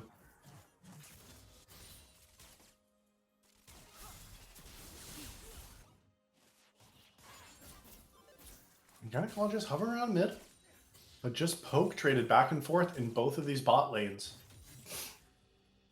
All this action right now is being decided from the junglers, with the exception of that one solo kill early bot lane. It has been Xin Zhao getting the damage, but now level 6 from Bronze Legend, dashes forward, gets the Ignite, hits 6 and gets the kill. Great Spirit Rush out of Ari, hitting level 6 and picking up Hello Titty in a solo kill once again. Gynecologist on the wrong side of the map, and no mid laner, no flash, is charmed, is knocked up, and now is dead. What are you doing, gynecologist? What is going on, buddy? Your mid laner's dead and you're invading. Xin Zhao falls for the second time in this game. Already 67% of the team's deaths. Nico Montoya trading aggressively topside is level 6. Ricotta does not have it yet. One more Q will land and smacks down the Aatrox in the top player. Nico Montoya doing well to secure an early advantage topside. Has more than twice the CS of Ricotta. Absolutely showing off in this game. Nico Montoya tries to run, does have level 6, but does not have the Death Realm available.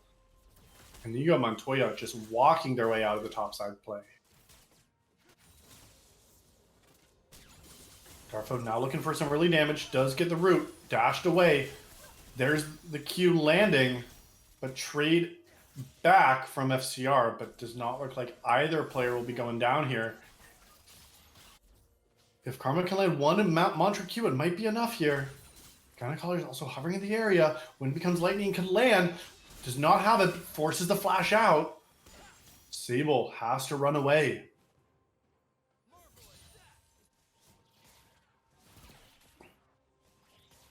Dragon is up and available for either of these two teams, but no one really can commit their resources to make it happen. Bronze Legend, again, behind in CS, but has the kill, has the assist.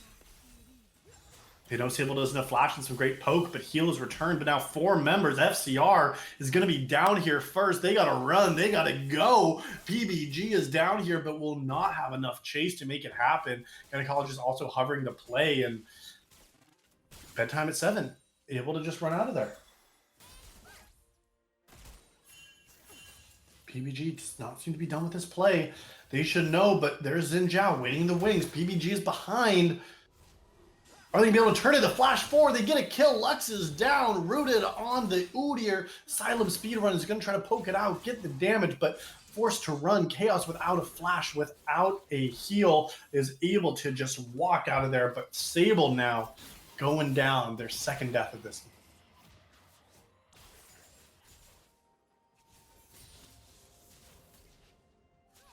Another crashing wave, and their gynecologist doesn't seem to be done, but Sable with that teleport is going to join down here. Xin Zhao just keeps messing now with Udyr, but now 3 players are collapsing on top of gynecologist. I don't think they have any way out of here. There's no flash, there's no hope. The ultimate is used. They will be able to stay alive for a while. Can they get chaos? They do. One is traded back and now on to Sable. Will they be able to get a second? The win becomes lightning, picks up the double kill, but Bronze Legend trades the life back. Kills the silent speedrun now and wants to chase out, has one more ult of the Spirit Rush. Flash away from Darfo. The Ignite does not get it, and neither does that final orb from Ahri, and Darfo lives to tell the tale. Once again, it feels like a little bit of a bait there from the Xin Zhao playing so aggressively, but they got 2 kills, so it worked. They were able to be successful on that play. And now 5-3 on the Xin Zhao, having a much better performance than last game, but still, look at that, holding 3 of the team's 5 deaths.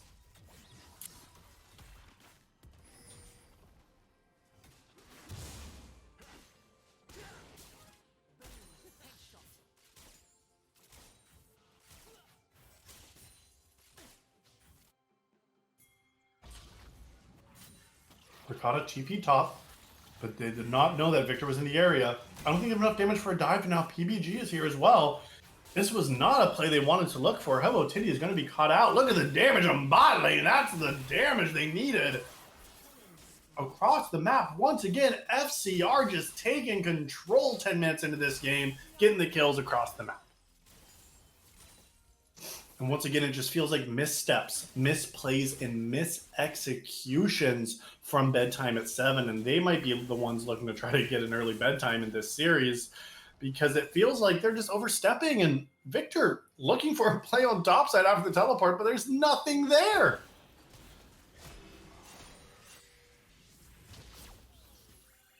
Charm is going to land. Might stop gynecologist from looking for more.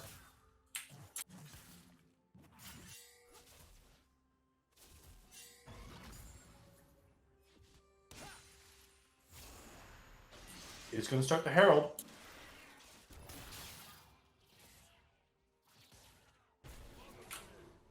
PBG, no flash on mid.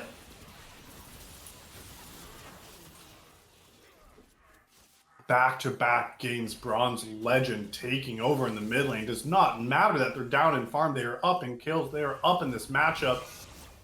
Now Inigo Montoya might want to make something happen. Is going to use the Death Realm to get onto PBG. Look at that isolation damage. One more auto will do it. Flash forward. Bronze Legend has to flash away. Does not have the Spirit Rush, but is going to survive.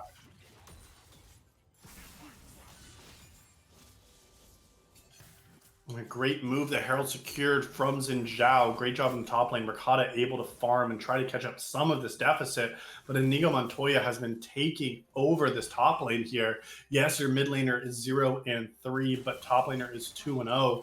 Now Xin Zhao in the bot side, they know that the flashes are not quite up yet. They're going to look and try to get Sable. Enough damage is going to be down. Chaos now is stuck. Will they be able to? Oh, it's interrupted, and Gynecologist wants to gift over the kill to speedrun, and it will. 2 kills on the bot side. Another successful gank from Xin Zhao.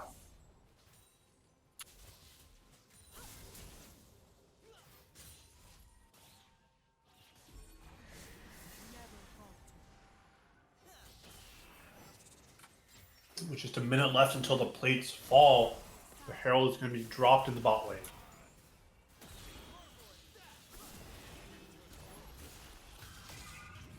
Inigo Montoya again trading aggressively under Rakata. No items yet on this Aatrox, and you can tell by so little damage.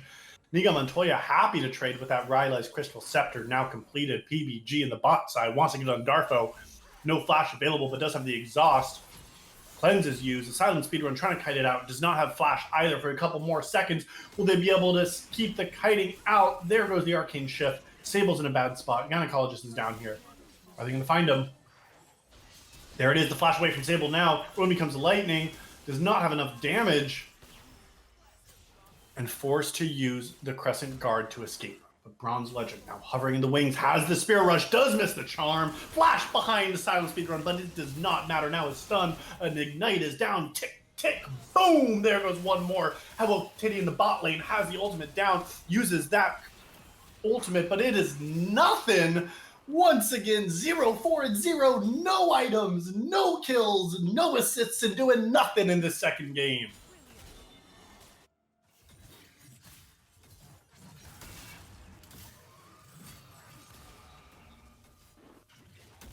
Inigo Montoya once put the team on their back, playing through the top side. The bot lane is just falling apart.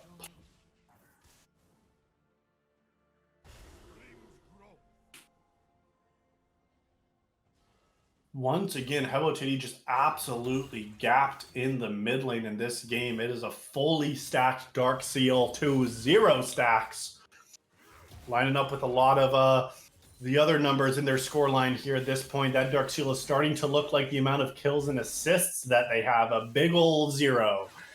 So we'll have to see how this scaling champion might be able to find success as the plates have fallen 15 minutes in. Inigo Montoya taking the top lane gap into their own hands with nearly 50 extra CS, a tower, 2 kills, an assist, and a bounty on their heads.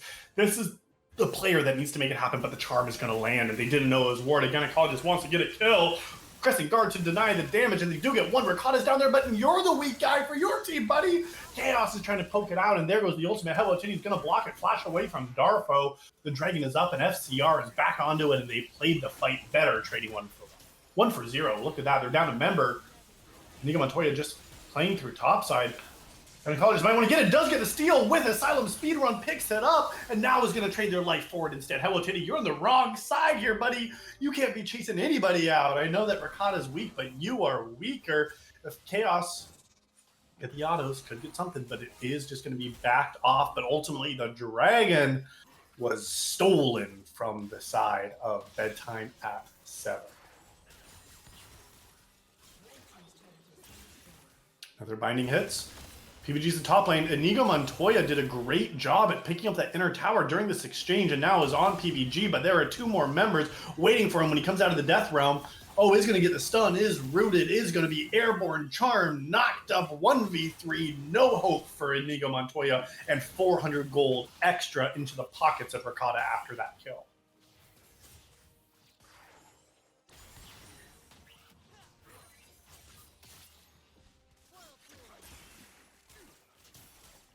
Take a look at the builds here. Chaos has opted to go for the Eclipse first item here, naming that they're going to be going for more of a lethality poke build.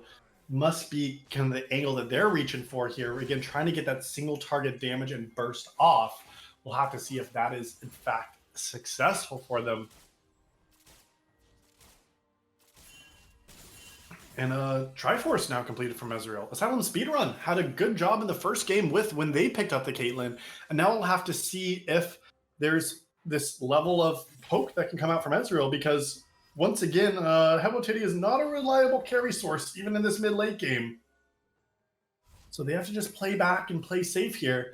One dragon apiece for both of these teams. It was a great steal once again from Bedtime at 7 to pick up that second dragon here.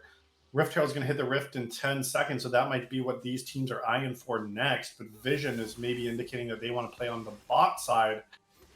Not too much Vision really established top, and Inigo Montoya already has the inner tower here, so I'm surprised to not see Blue Team playing for the topside play. They're just playing to fight here, but there's nothing to fight for. Gynecologist goes in 1v4, almost gets 100 to 0, but Silent Speedrun snipes it with that ultimate. And now PBG is going to be slapping the autos down. Gynecologist goes back in and goes back down. Arcane Shift goes away, but Inigo Montoya now is in the area. The teleport goes in. No more Spirit Rush available for Bronze Legend to flash forward. Chaos gets chunked down and ulted and dead. Chaos takes their 4th death of this game.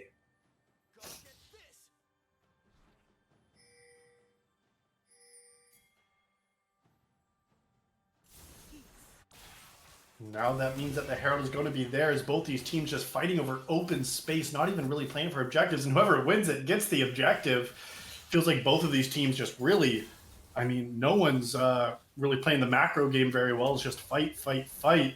Ricotta, you have no business being here. But Hello Titty can't do anything about it. So he's going to get charmed up. Oh, knocked up, rooted, airborne once again, flashes out. Ricotta's 1 and 2, but Hello Titty is 1 and 4. The Herald is claimed but not picked up. Someone grabbed the eye. Inigo Montoya just wants to fight. It was stolen. PBG picked it up and now flash forward. Gynecologist Sable 1 auto goes into the Zonias. Gets the dash. Players going low. Bronze Legend still alive. 2nd kill. Double kill for Inigo Montoya's. And the fight is theirs, but the Herald was stolen away.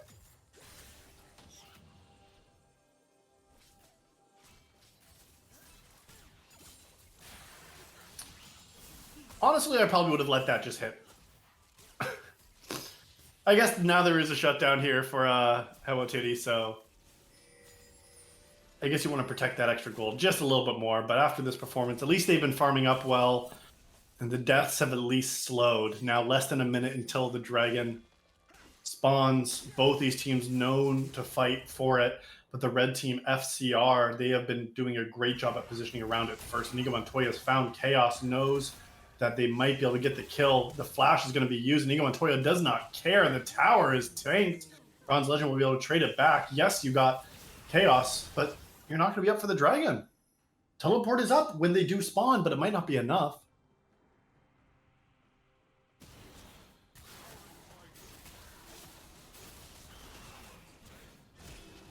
Seems a little bit strange to kind of play for that here, but now with Jack Show completed, looks like a Demonic on the way. This Mordekaiser is that primary AP damage dealer, even with the tank, and Sable kind of waiting in the wings, but now Gynecologist goes in 1v2. It is just lights out for Sable. Still trying to fight it out. Team is over the wall trying to support it. PBG get the autos down, but Gynecologist does not care. Is still there, but now is bitten off maybe more than they can chew. Picks up a 2nd kill, is still alive. Darfo not able to keep them alive. Flash out from PBG, does stay alive now. Teleport's coming in from the Inigo Montoya, who has respawned there, and they're going to try to chase FCR out of this pit to claim the 3rd dragon for themselves.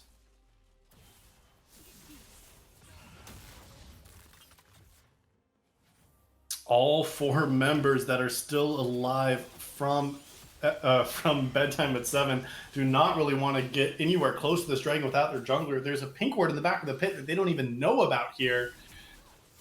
But this dragon is going down quickly, and it might just be enough to be able to still secure it. And so it feels like that was, again, a little bit of a slow macro call, but they do get the fight that they wanted. Gynecologist is not slowing down, has just about as many kills as they do deaths. This player is kind of the make or break team member with 15 of 19 kill participation for Bedtime at 7. Gold lead does seem to be commanding lead for Bedtime at 7 as well at this point in the game. But the members to still look out for is going to be this Ahri and Udyr. These are players that had a great performance last game. Udyr was unkillable in the last one. And Ahri against 7 and 2, they can be the ones that are turning these fights in their favor. Inigo Montoya, though, there's the ultimate once again into the death realm. This 1v1 Ricotta does not want, is going to be pulled back once again, flashed away to stay alive, and now the team has gone to support.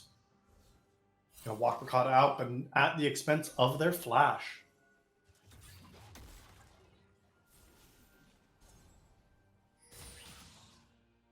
Salem Speedrun and Hello Titty just trading for mid lane. Really want to see Victor getting down to catch these bot lanes. You have teleport, buddy. Catch the bot wave. There's 2 people fighting over mid lane farm when they can just go and catch and use that teleport there. The advantage that they have to win successfully, but they just want to fight. Gynecologist going in has to use the Crescent Guard early, but stunned up from Chaos and killed from the Chaos Storm from Victor. Herald gets dropped as it might have expired there. Now PBG looking to try to get onto Darfo is going to get the stun flashed away. But not enough. Inigo Montoya moving down. Gynecologist still goes forward. Hello Titty is going to try to get some damage over the wall. Ricotta is not strong enough to burn through these players. Inigo Montoya on the backside. This looks like a fight that is being dominated for Bedtime at 7. It is lights out for Aatrox as well. Charmed under tower, but Inigo Montoya just walks out of there unscathed.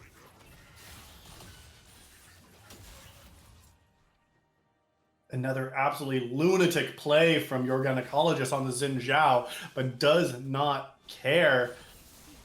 Aatrox has hit the death screen once again without the flash, without the damage, and maybe a Jack Show second. I don't think that's the build. Aatrox seems to try to be getting enough survivability to play frontline, but PBG got that role covered, buddy. You got to be doing damage. So all of a sudden, Hello Titty started out 0-4-0, has turned it around now, 3-0-3 since that point. 400 gold shutdown now in their pocket if they go down. And got to give credit to the CS advantage they've continued to build, even without farming the side lane. Has still managed to secure a 45+ CS lead in the mid lane itself. And top lane is the same story. Over 50 farms separating Inigo Montoya and Ricotta in the top lane. An absolutely great performance from both of these solo lanes in the farming department. And Inigo Montoya is going to be so hard to try to kill. And you saw that just pop up on your screen. That means objective bounties are going to be coming up shortly. Not only does that mean that they're in a deficit that's even harder to come back from for FCR, it also means that these kills, these towers, these objectives are going to have way more success if they can find them. Gynecologist, look at this damage. Sable caught out. Flashed away, but now Gynecologist is in a bad spot, is rooted up, but is not going down. Crescent Guard is going to keep them alive for now, and they're going to be able to run away, and now Hello Titty is there. Oh, the flash forward from Gynecologist, picks up 1, forced away for 2, is going to be able to get a second kill. They do! It's a shutdown there, and now Inigo Montoya is killing the other side. Hello Titty might be able to win this side of the fight as well. Double kill into the mid laner's pocket. Ricotta is not long either and falls as well to Inigo, and it is across the board 4-for-1 in favor of Bedtime at 7. This has given them the angle to get onto the Baron now. Even just with Inigo Montoya and Asylum speedrun, they're able to just take this tower, or take this Baron, just the 2 of them. They don't need a jungler. They don't need a real ADC. This poke from Ezreal has been enough, and they're just dashing around, firing the mystic shots and getting the damage they need. And it will be a Baron at 26 minutes, secured for Bedtime at 7, with less than 30 seconds now until the Dragon spawns.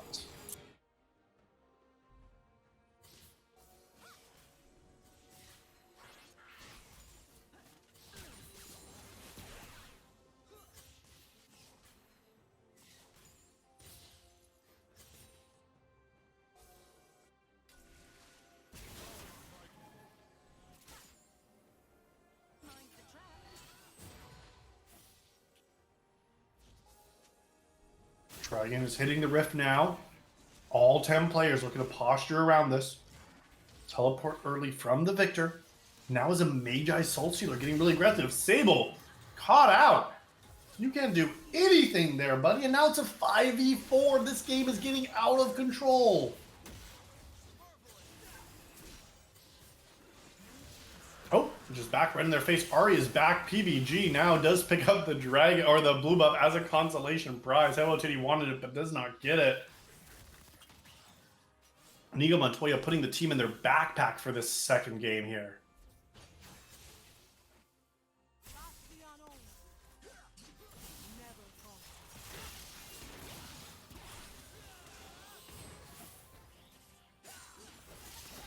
Gynecologist is going to go in, but charmed up. Hello Titty not in a good spot.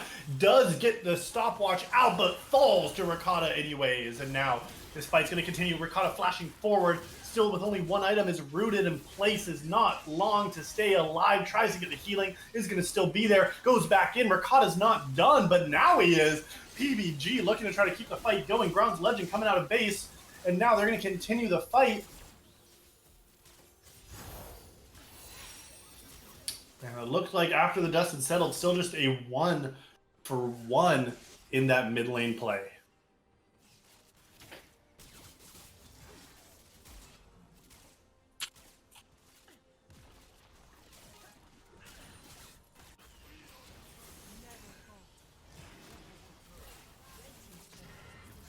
Inigo Montoya with 3.5 items completed, able to chunk down any of these squishy members if they can get close enough here.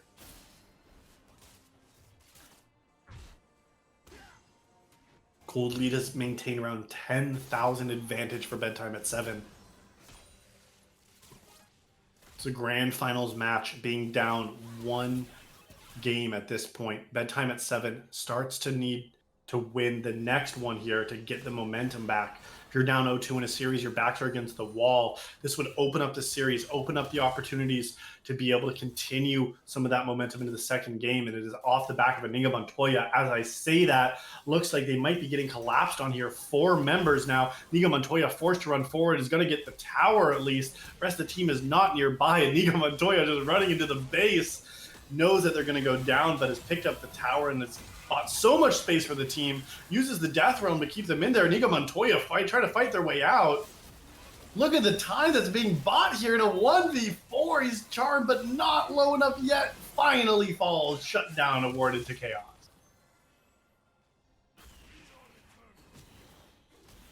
And even with all of that time that Inigo bought, the team was not able to do much more than just get waves in topside. The top inner was already down, and so not much happened. Now PBG is a little bit caught out.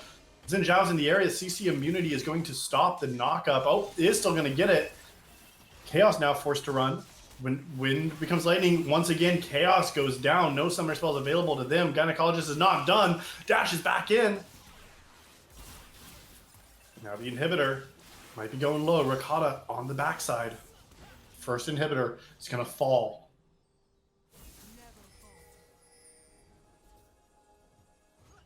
PBG trying to stop this rotation. It might be caught. Ricotta's still in position. This might be the angle to go. Teleport's going to come into the mid lane. PBG, no, they need to go now. Here comes FCR, charmed, killed. There goes the mid laner once again. However, it is traded back, and untouched is Asylum. PBG is low. Inigo Montoya has joined a second kill. Now going over to Bedtime at 7. Flash forward. Asylum speedrun gets another kill. Is taking tower shots. Flashes away from the final shot that would have been death. Asylum stays alive, and ultimately 3 members hit their graves for FCR.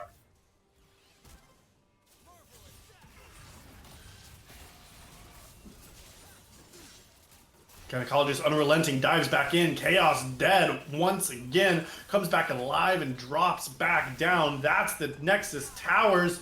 That is on to the Nexus. And game number 2 is going to be claimed from Bedtime at 7. Bedtime at 7 has tied up this series now at 1 game apiece after the first game where it felt like the mid-jungle synergy did not hit. This mid-game, once Hello Titty got those early deaths out of the way, they were able to be much more successful in that second game. Xin Zhao was always looking for aggressive opportunities, always trying to go in and make the plays happen, and they were successful in the second game, bringing the series now to 1 for each side. This is not going to be an early night. If you're hoping to get to bed by 7, Bedtime at 7 is saying, let's keep it going. They want this grand finals. It is a best of 5. There is still lots of league to play. We still have at least 2 more games. We'll have to see if Bedtime at 7 can keep this hot streak going, or if the other side, if FCR, if these fried 5 cheese raviolis will be able to bring back game 3 for themselves. We're gonna take a short break as we get settled and set up for the third game. We'll get your points going as well. And when we are back in a moment, it'll be game 3 of this grand final style esports season 13 between 5 cheese Ravioli-Blue and Bedtime at 7. See you in a moment. Ready checks are through and draft has started for the third game in this best of 5 grand finals of Style Esports season 13 wrap up here. It is 1 game apiece, with Bedtime at 7 capturing this second game in the Noxus series. So we'll have to see now in this final round how these teams are going to adapt. It is the final match now of season 13, the final games these two teams are going to play against each other, and with 1 game apiece, either team could take the win. This third game too also does have side swap now. Bedtime as the winners there, they did not get to choose, and FCR 5 Cheese Ravioli says we want to actually take the blue side now. They've seen the strength of it. Right now, both sides have won 1 game themselves. So FCR is going to get first pick on what they want here. Bans are looking very, very similar from this last game. I mean, nearly identical, just on the opposite side here. Varus, Amumu. If it's Ornn once again, we might see that. Is it going to be Udyr? As well as the same 3 bans coming out for FCR. The Fiora, the Kennen, the Kayn. Ornn once again is going to be the ban. And I'm not surprised. Ricotta had a good performance on the Ornn, but did not look great on that Aatrox. But now FCR, with the first pick, is going to lock in the Mordekaiser. Mordekaiser was pretty impressive for Inigo there in the top lane. They picked it 1 in the last game, and Inigo absolutely dominated that top lane matchup here. I mean, it can be a flex as well. Mordekaiser is known to play jungle. We did just see it locked in top early here. We'll have to see what Bedtime's response is going to be for it. And it is going to be actually Tryndamere is going to be the locked-in choice for Inigo. Inigo is not afraid to play these kind of aggressive champions and is fine in whatever team composition. And after the last performance, they're trying to make this all about the Tryndamere show and all about Inigo in this grand finals.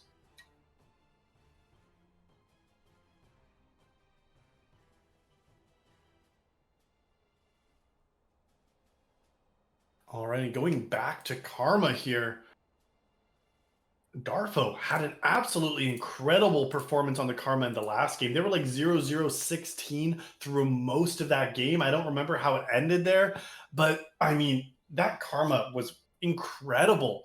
Very, very well played from Darfo, and not surprised to see them opting for it once again. And now 5 Cheese Ravioli is going to likely be forced to show their bot lane here unless they have another prio picks, maybe something like Udyr. Ooh, but with a Gnar lock-in, that means they're sending the Mordekaiser jungle. So even though they had Udyr for the 3rd time in a row, maybe they felt like Bedtime had figured out how to play against it just a little bit better, and I was opting to just show a top counter pick right into Tryndamere instead. And now that leaves at least one of the bot laners open to be banned out in the second half from Bedtime.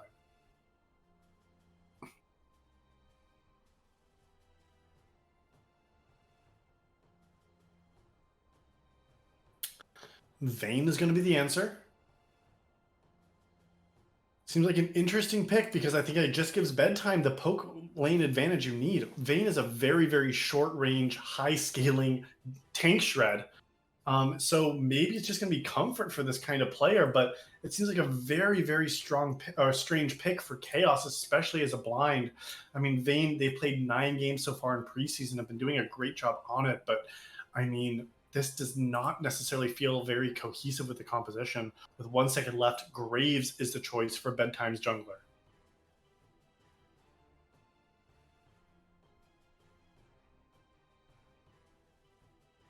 Yeah, so maybe that 5 cheese ravioli just feels like they need to have a hyper carry themselves in the late game. The Caitlyn did not do it with that lethality build. But having Karma available, I expect to see that both teams ban out the supports and ADCs respectively. With already the Renata gone, I would be surprised if FCR does not take away some ADCs.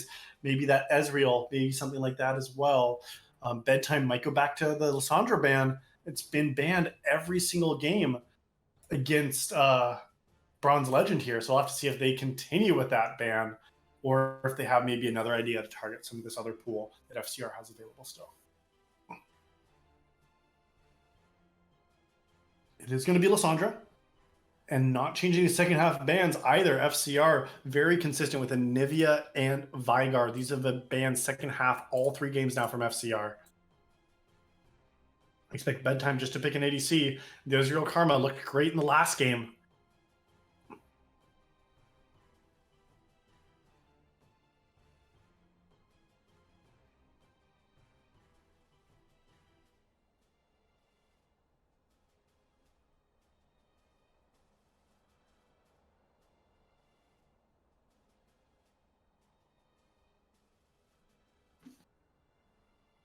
Two picks left, FCR now, and they showed their last 2 champions.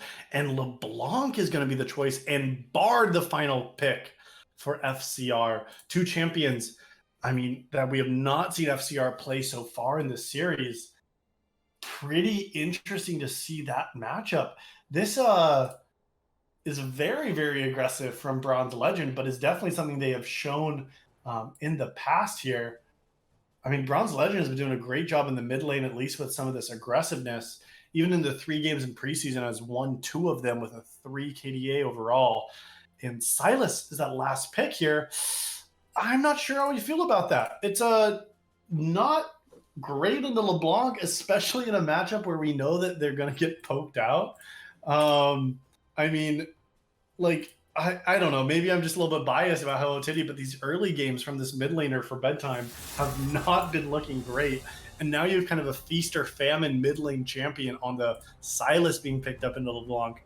And it feels like the ults are a little bit subpar here. Yes, you have the Mega Gnar, which is known to be one of the primary ultimates that Silas loves to have.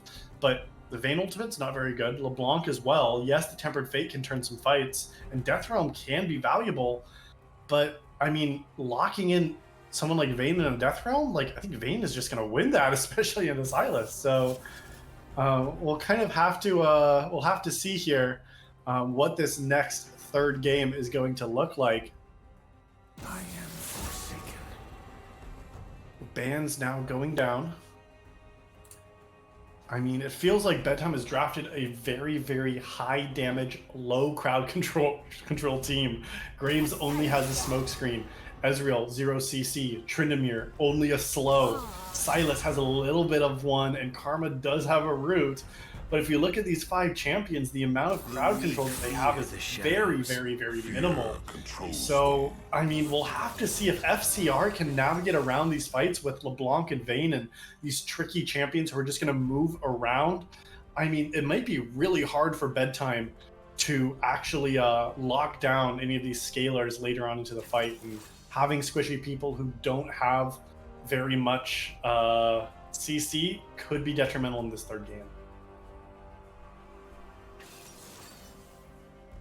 So it feels like Bedtime has opted for the similar bot lane here, but now it's to play into Mordekaiser and into Bard from game 1. But we'll have to see how this mid lane matchup goes. I really want to see if Hello Titty in the mid lane can be more successful here, because they have not been able to find any kind of meaningful advantages early and have actually been costing their team some of these early games here.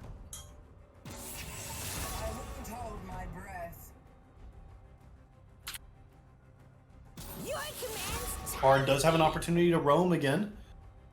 Foolish. It might be able to try to influence the top side of the map, maybe try to get LeBlanc ahead.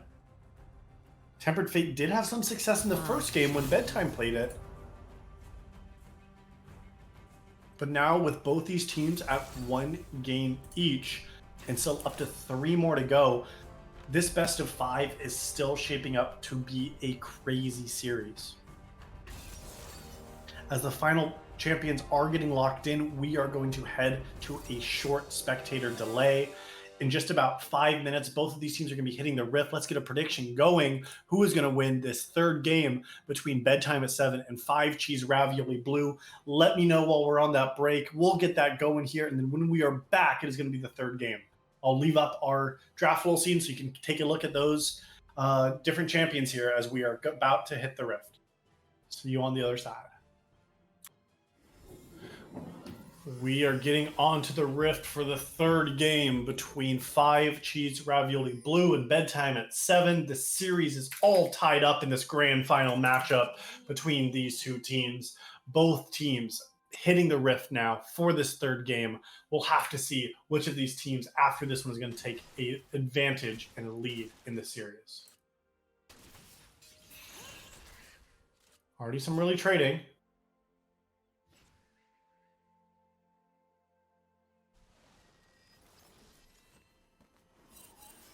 And Nico Montoya is looking to interrupt the back. He's going to get the passive as well. Nico Montoya 1v3 in the top lane. Ignite goes down as well. Flash forward. Responded from Bronze Legend. Flash again, but First Blood goes over. Hebo Titty does get a response kill. But both summer spells used from Inigo early on in this game. And Hebo Titty's going to have to run for the hills themselves. A flash out from them. And this early game has already proven to be pretty interesting.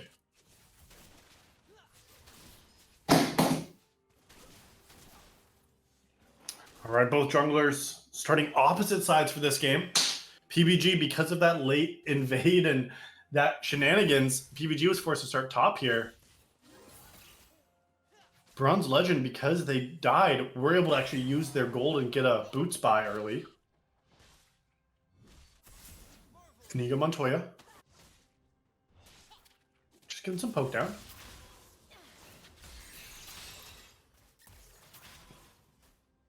The Bronze Legend trading aggressively in the mid lane. Not quite enough damage to get the first kill. But also, once again, this mid laner for Bedtime just chunked out early.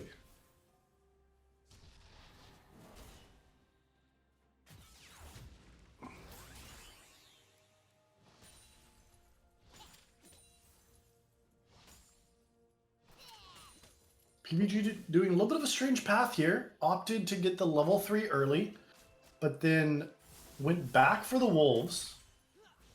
And now is picking up the Raptors now.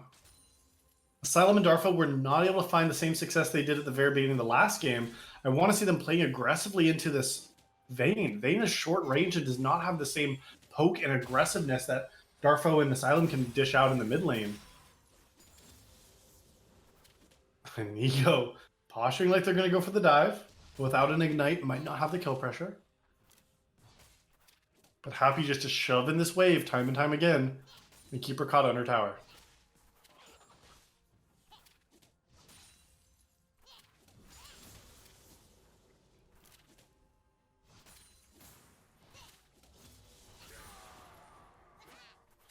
Ricotta does aggress forward. Not going to find anything.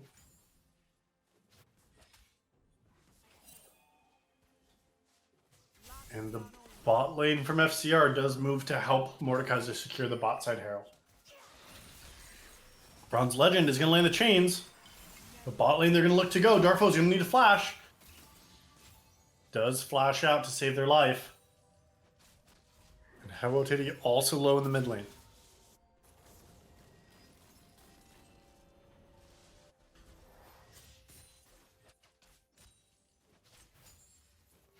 Darfo not having flash, that might mean that bought a little bit more breathing room for FCR. PBG playing through bot side there, getting the early aggression onto them, even though it did not burn any kills. Getting that flash down is a 5-minute timer now where Darfo's not going to be able to play quite as aggressively as they'll like here. But I'm surprised they're just happy to trade farm, because without playing aggressively, Asylum is not going to be able to match the scaling that Chaos is going to bring on this Vayne pick. Another great trade in the Ignite. Bronze Legend picking up a solo kill in the mid lane once again.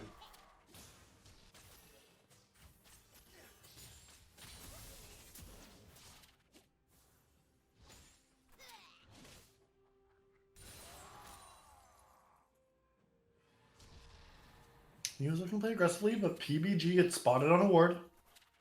Means that Nigo just has to back off.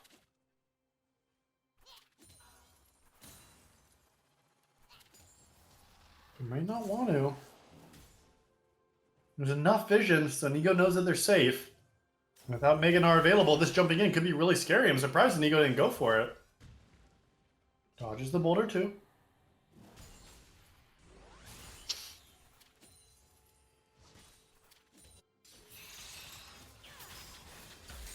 Oh, and another huge chunk here from Bronze Legend. Gets the Electrocute proc. Is dropping some CS, but is getting the aggressive trades.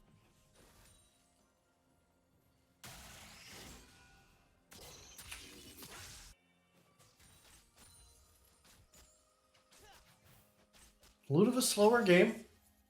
Both teams know that this series is close and they can't be making some uncalculated risks here. But I'm a little bit worried already for Bedtime, because their bot lane has not been able to get the same aggressive advantage they did with last game. Like, they were able to take Chaos and Sable all the time. This game does not look like the place where Kata's going to hit level 6, has to flash out. 3v3 on the bot side, Gynecologist is here.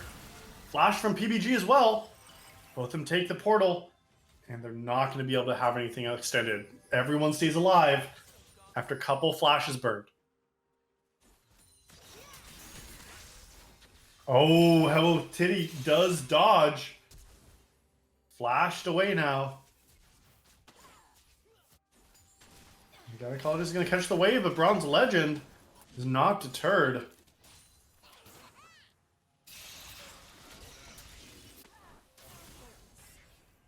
Flash Distort would do it,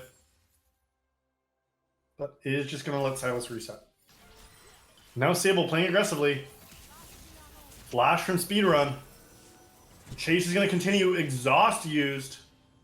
Tumbled out of the stun. Bronze Legend now finding Inigo Montoya, but does have the ultimate available. Does not need to use it.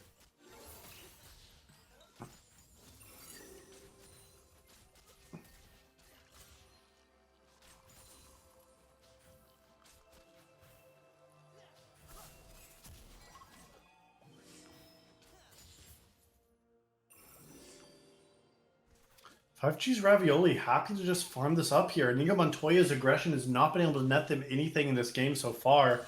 Hello Titty holds the only kill for the side of Bedtime at 7. And this poke and the range advantage that Gnar has is able to just keep Inigo under the tower now. Hello Titty's been able to roam. Mega Gnar's available for him. Thrown, but does not get in the wall, but flash forwards, kill secure from Hello Titty. They're second, but having 100% of the kills on their team here. PBG gets spotted in a ward, but Bronze Legend is here as well. They seem like they want to take the 2v2 Death Realm. Gynecologist is also up in the area. Hello Titty seems to be staying alive here. Inigo Montoya also has the ultimate available. PBG now caught. Doesn't have flash, doesn't have a way out. One more auto will do it. Your Gynecologist does pick up the kill. Bronze Legend now under tower. Does have to flash away. Ignite is used. Has been able to stay alive here. Pings are going down. They might want it. There is the Undying Rage if Trinamir wants to dive. But without a flash or Ignite available, we'll just have to spin away.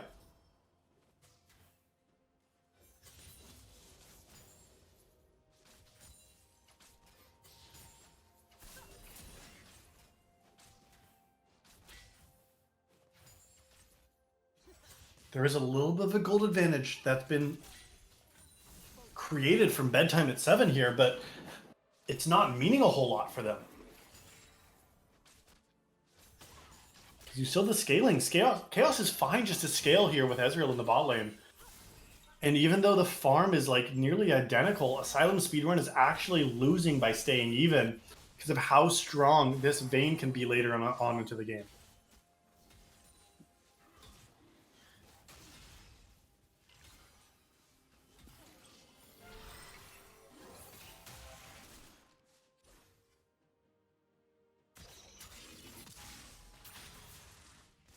Chain of Corruption does connect, but doesn't mean anything else for the mid lane.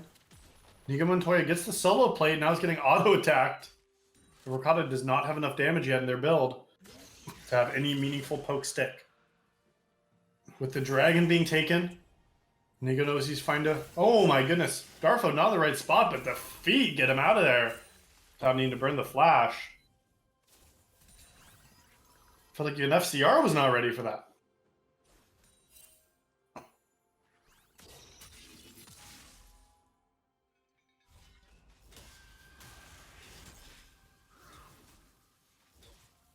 Neo just fine to proxy the wave.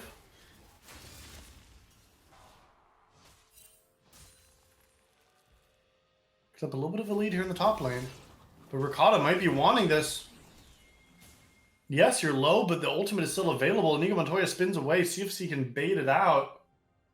Does not want to take the 100-0 fight potential. Inigo sitting on 800 gold in their pocket here. Might be want to try to get a reset off soon. Helps to not play for the fight. Now, Sable's here. The ultimate is available if this Tempered Fate can land on the right targets. Clearing out the vision. But they don't know the PBG's in the area.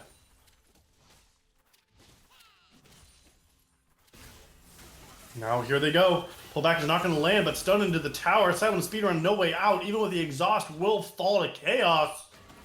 That felt so telegraphed, but it worked. First death in the bot lane at the hands of Chaos. Oh, Titty, you don't want to be here. You don't have Ignite. You don't have health. You have to flash out. Let's see if the last tick will do it. Is going to survive with just a sliver. Meanwhile, Graves is going to get topside. Rokata does have flash available. No Mega Narf. Is going to flash early. Do they have enough damage? The Ghost is available from Nigo. Is going to pop it as well. The Undying Rage. The ultimate misses. Oh, that tower is hot. And the flash forward from Gynecologist as well. So low, so close. But ultimately, Rokata falls.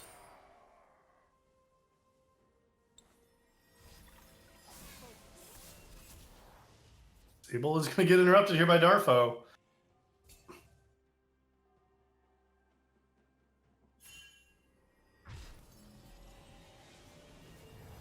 Resets across the map here. No objective to fight for. And the kills are very close. Goal lead at this point is still an advantage. But the scaling has opportunities to come back into this one.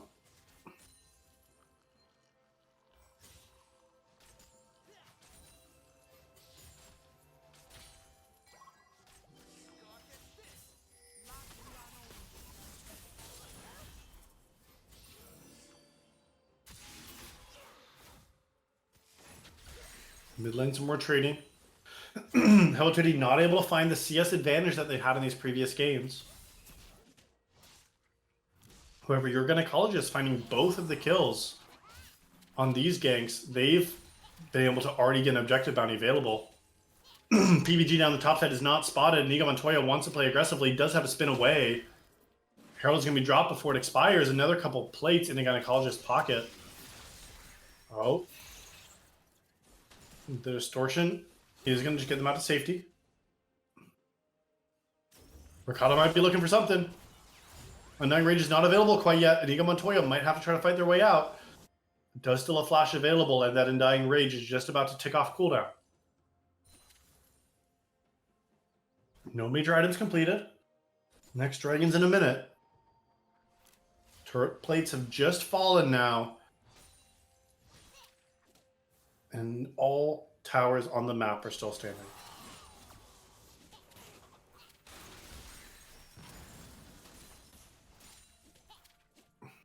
Inigo Montoya getting auto-attacked again from Rokata. Looks a lot more comfortable on this Gnar than they did on the Aatrox. once again has to dash away. Inigo Montoya staying low, not able to farm successfully most of the time, but still has built up quite a CS lead. Ricotta been trading the auto attacks and losing the farm. Keeps a hold of this advantage here. Gynecologist by themselves. No one in the area is ignited, is hit down, shut down. There falls Gynecologist and a kill into Sable's pocket. Now the support is here. Hello Titty in the area. It's going to be a Death Realm now from Hello Titty using that defensively. Almost gets the extra kill. Is going to be able to pick up one, but now Chaos is here. Uses the ultimate. Gets the condemn. There goes the ultimate as well from Bard. Picks up an extra kill. Chaos is exhausted, but still picks it up. Is able to escape unscathed, and a great play there from FCR.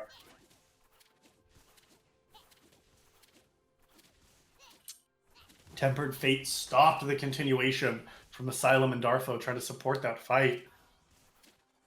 And Vayne now with a second kill in their pocket.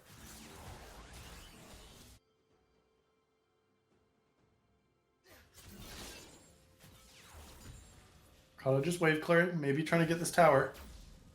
But it's going to let this next wave crash and go ahead and reset. Teleport using the mid lane. The dragon is alive. 16 minutes and only one dragon claimed so far from either team. Bronze Legend just getting those electrocute procs off.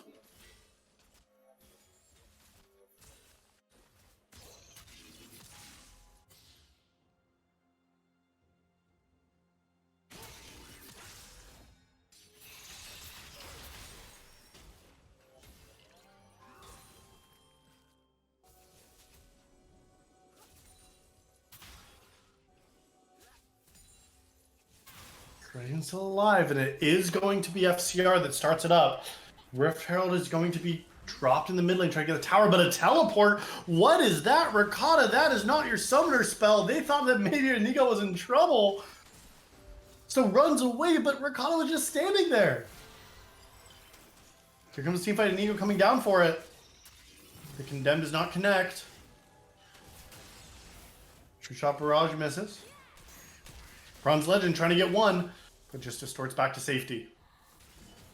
Red team's turret has been destroyed.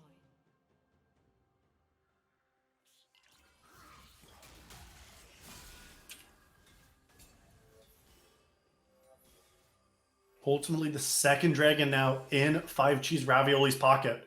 Doing a great job holding on to these dragons. The gold lead's still not in their favor, but you have a scaling Vayne. I've talked about how scaling and how much impact this champion can have with the low CC that Bedtime at 7 is drafted here.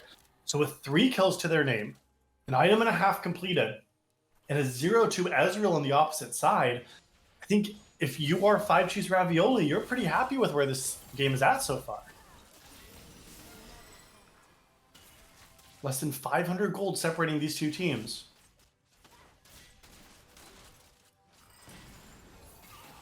Oh, and all of a sudden, in the bot lane, look at that. Absolutely destroyed Gynecologist once again. Hello Titty wants revenge, does pick up one.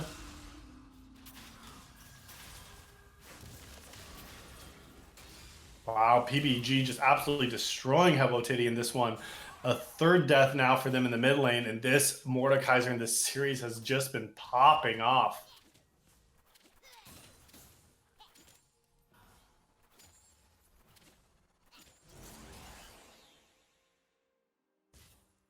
Gold lead now back to exactly even. But with the 2 dragon advantage, the scaling advantage as well. Bedtime at 7 has not been able to make any kind of impact in this early game here. And now just cresting the 19-minute mark in just a moment here, feels like you have to get to have players in a space to make things happen together. Because without the team being together, there's no play there. But look at the damage coming down. Gynecologist misses that ultimate again. Wants to chase out Bronze Legend. A couple autos will do it. Flashes forward. Bronze Legend trying to escape. Flashes the other way. With no collateral available. Gynecologist forced to just take the flash and get out of there. Ricotta trading in the top side aggressively. PBG is here as well. Inigo Montoya might be given their life. Undying Rage is popped. Has the flash. Has the ghost. Oh, but the last boulder toss takes him to the grave. Darfo just picking up some of these wards. That Umbral Glaive finding lots of success. Sable not able to make much happen here. Just absolutely one-shotting all these wards with that Umbral Glaive. Is going to get stunned up. Some danger pings there for the rotation for Bronze Legend, but it does not get completed. With Inigo Montoya using Summoner spells and falling here, it's given Ricotta the green light to go to push through the top side. Traded bot lane.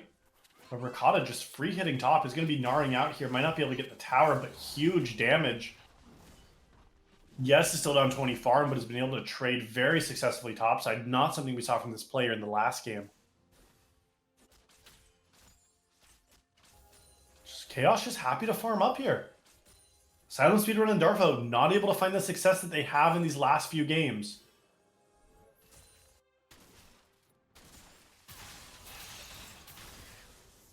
Bronze Legend continuing to trade. Ethereal Chains lands, but it's not going to be enough. Hello Titty just trying to trade it back.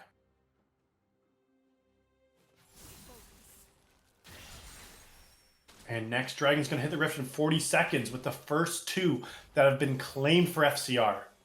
We'll have to see if that means that this is the Dragon that they need to fight for. Hello Titty wants it early here, but maybe Bard's not the target.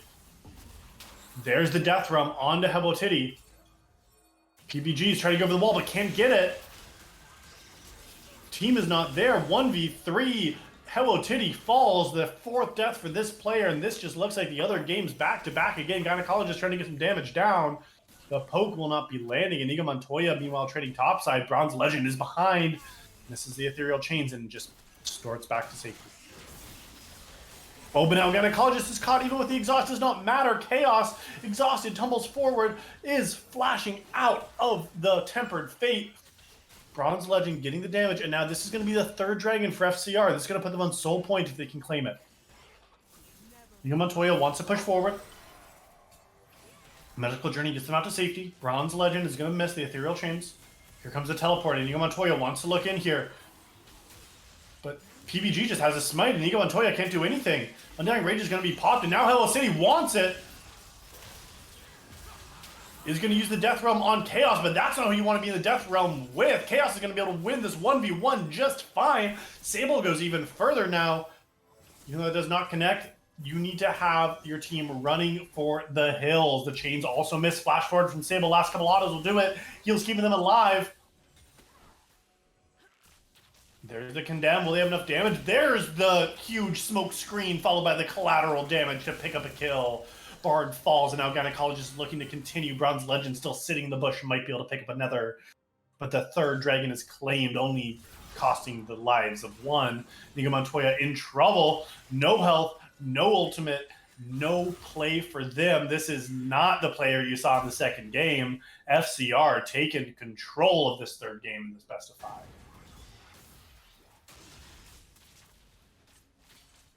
Chaos 5-0 on the Vayne now.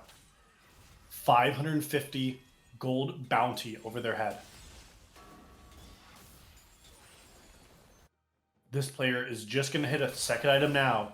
The amount of sustain, looking on a wit's end third now.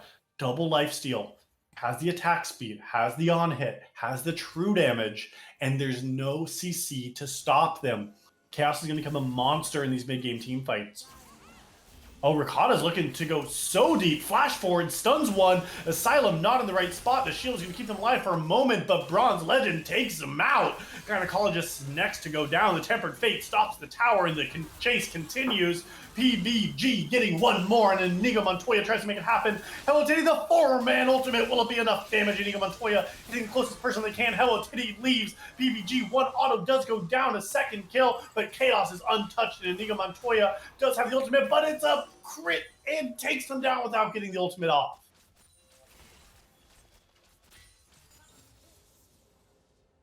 A huge teamfight win once again for 5 Cheese Ravioli there. Chaos felt like they were once again the playmaker, the 1,000 gold shutdown now for them. What a big play there from Vayne, just finding what they needed in that fight. Was untouched the whole way. And then it just felt like with the Tempered Fate turning off the tower, their team was just go, go, go.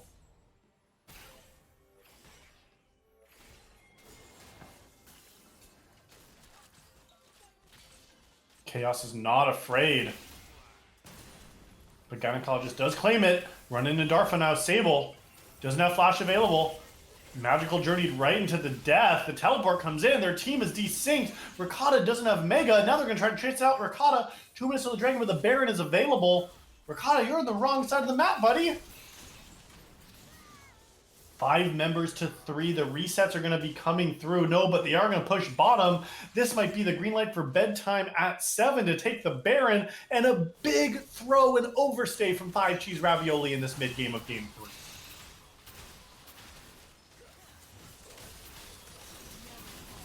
In a 5v3, the blue team has decided to not even contest. 5 Cheese Ravioli just takes the bot outer tower, pushes in the mid lane as well. The Baron Nashor claimed on all 5 members of Bedtime at 7, and they are still in this game.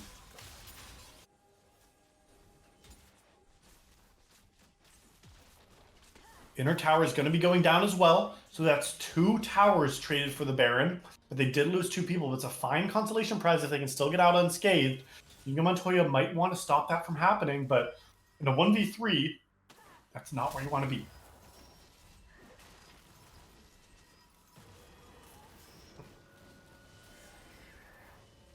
$2,400 gold into Chaos's pocket. A 3rd item of Wits End completed. 7-0. 1,000 gold shutdown. If you are Bedtime at 7, you need to get onto Chaos. This is the player who is going to 1v9 the game now. We're in the mid game. We're at the 3 item point. The Dragon is spawning in 30, and if you can't kill Chaos, you cannot win these fights. Darfo caught out now. Bronze Legend looks for something, but it's not going to be enough. Inigo Montoya pulled back, and here comes the teleport. Inigo Montoya does have the ultimate, but does not have the health bar. Sable getting some damage and priority in the mid lane. And now they're looking for it. The Dragon is about to hit the rift. Asylum wanting to get poked down, but with 2 items, down an entire item over Chaos. Chaos is who you need to be watching in this team fight to take it over. There goes the Death Realm. Inigo Montoya, 1 hit from being killed, has to pop the Undying Rage. PBG. Oh, Ricotta with a big ult, but only stuns 1. Hello Titty able to run out of there, but he gets the massive ultimate on the back end, but it is not enough. Immediately 2 are falling. Chaos just running through this team. 1, 2, 3, almost falling. Speedrun forced to jump out of there, and Inigo Montoya reset a double kill into Chaos's pocket after a massive ultimate from Hilo Titty. This could be the Dragon Soul if 5 Cheese Ravioli can claim it.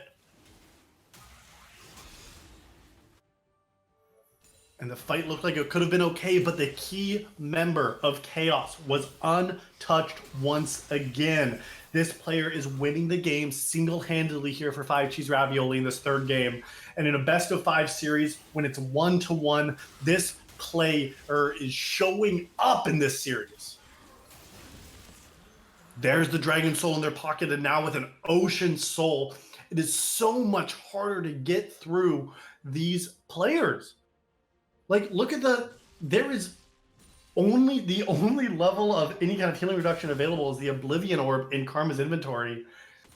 But that is not going to stop this huge healing from the Ocean Soul. And now Chaos, the double life steal. 1900 gold to their name. 3 completed items, almost 4 after this back. This player is absolutely dominating this 3rd game of the series.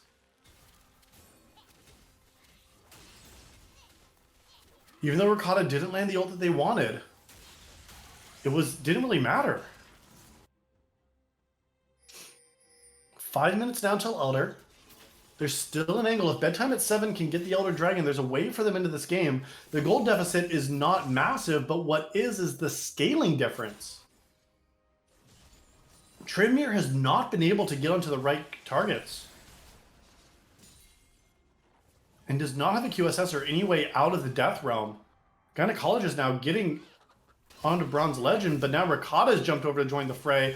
Helotitty is trying to catch out Chaos. This is the person you need. Can he get the damage? Tempered Fate does not keep him alive. Chaos now untouched, but there goes Inigo Montoya. Is rooted, is stopped, is undying, but it does not matter. Inigo Montoya falls. Gynecologist now next.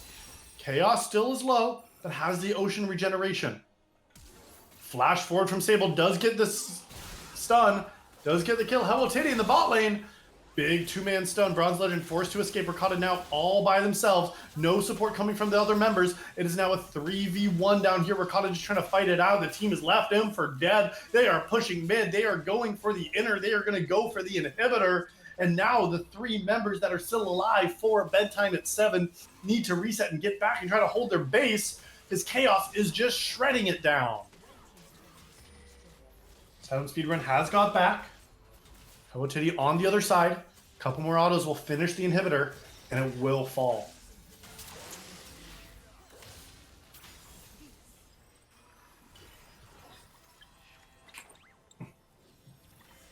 Resets are going to come out with less than a minute until the Baron. Both teams could look to fight over it. It's going to go down so fast for FCR. The fourth item completed is a Randuin's Omen for Chaos. They're saying we don't even need more aggressive stats. I just need to survive here.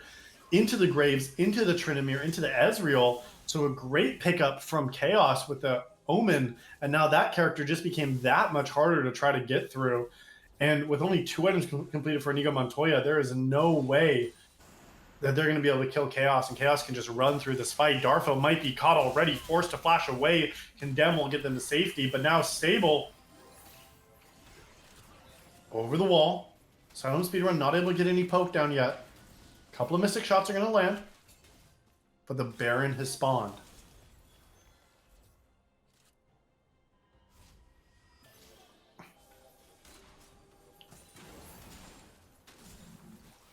Posturing on the Baron, but it's already been started. PBG, Chaos, Bronze Legend, sitting right there. Bronze Legend might be looking to get over the wall here. Gynecologist needs some vision. Oh, Darfo just gets absolutely bursted. Doesn't have any vision. They don't see the Baron. Ricotta is in a 1v3 stun up. No chance at a steal. The Tempered Fate lands onto the carry. Inigo Montoya trying to fight this out. Ricotta doesn't have ultimate anymore. Silent Speedrun still full health. There's the Undying Rage. They do get one, but 2 members are behind. Chaos in the ultimate is going to pick up 1. Is legendary. Flash forward onto 2. Helotitty is not long for the world either. A couple more autos will do it. Chaos, 1 more tumble. 2 more autos. Gets the kill. 1 more falls. A clean ace for only 1 member of FCR. This is going to be the game. An incredible performance in this third game from Chaos. Was deathless the entire game, 11-0-6, stopped the early pressure from Ezreal and Karma, was able to get the items they needed to scale. Darfo's going to fall as well, second Nexus Tower gone, and this game just became that much harder for Bedtime at 7 because FCR is on match point for the grand finals.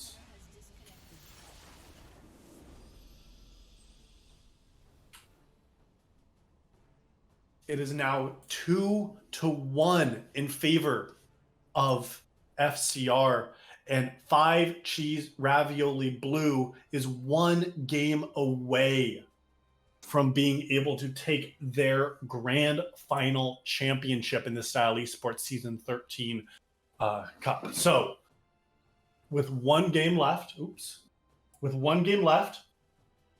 if it can be claimed, we're going to have to see if that means they can reset.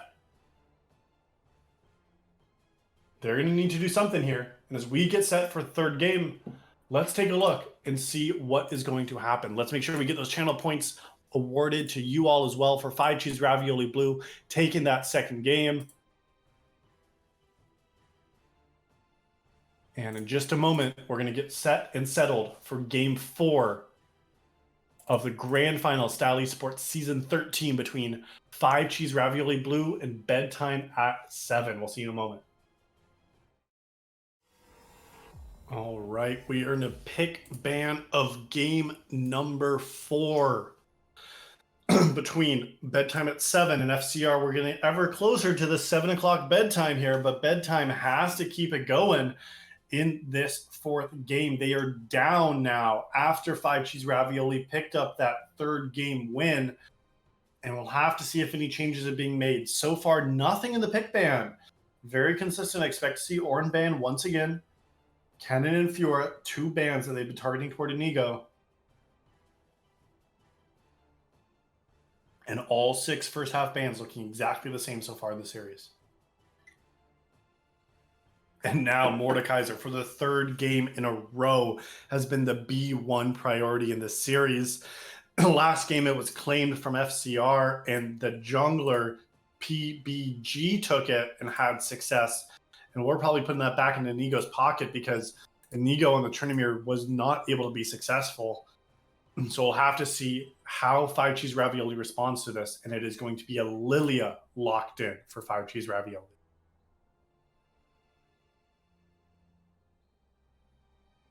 Could be a potential flex, but I do expect to see a jungle. Lilia is actually really good right now if you go that same kind of demonic Jack Show build like we saw the Udyr build. And I do expect that to kind of be the option. Conqueror plus some of that healing. And Vayne once again for the bot laner. Chaos with a massive performance in that 3rd game. And the issue in that 3rd game was that Bedtime didn't have a successful bot side response to it. They just let Vayne farm up for free. Bard was able to hold enough space, provide enough sustain, and just allow Vayne to get through that early game. And Karma and Ezreal did nothing for it. So at this point, I think you have to either go for something heavy aggression, or you need to just win the poke harder. Caitlyn is signaling that's the direction they're going to go. I want to see it paired with some level of lockdown, some CC. You could go like the traditional Lux as well, but I mean, Vayne and Lilia can both be so slippery in team fights. I kind of want to see something a little bit more point and click, even like a Nautilus or something that could just get on these players. But instead, Bedtime at 7 seems to be hovering over Renata Glass, which I don't quite get in this composition, but maybe they just think they have enough poke available with Renata autos to try to get Vayne out of lane early.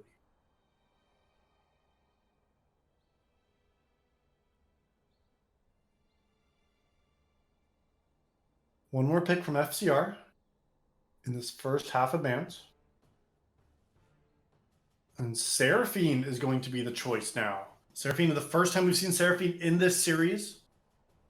Sable has shown in the past, so definitely not a new champion for them. And with second half bans, we're going to see the same Anivia and Vigar banned away from Hello Titty. And now we have to see probably Lissandra banned away once again. I mean, maybe we go to something similar game 2 and ban away Ziggs too. I mean, this mid lane pool is exactly what just kind of hand shook. I'm not seeing either team kind of explore this ban very much. They just kind of know what they don't want to play against. But it feels like in a 5-game series, you got to be able to adapt. I mean, I would have liked to see maybe Vayne swapped out for a Mumu or something like that. Because you have a Sylas answer. You can pick Sylas into a Mumu. Like, these teams just don't seem to be adapting in the pick ban. And it feels like they're just like ramming their heads against a wall in these games, just hoping something's going to stick, that they're going to get a big enough advantage. The game 2 that Bedtime won, it was on the backs of the Xin Zhao aggression in that early to mid game. And they were not able to find that same level of success on their Graves. So now Bedtime, after this next pick, is going to have to pick their next 2. And Gangplank is a scaling topside option now for Ricotta in this 4th game. And I don't mind the Gangplank, but what I'm seeing now is you have a similar issue what we saw Bedtime have in game 3.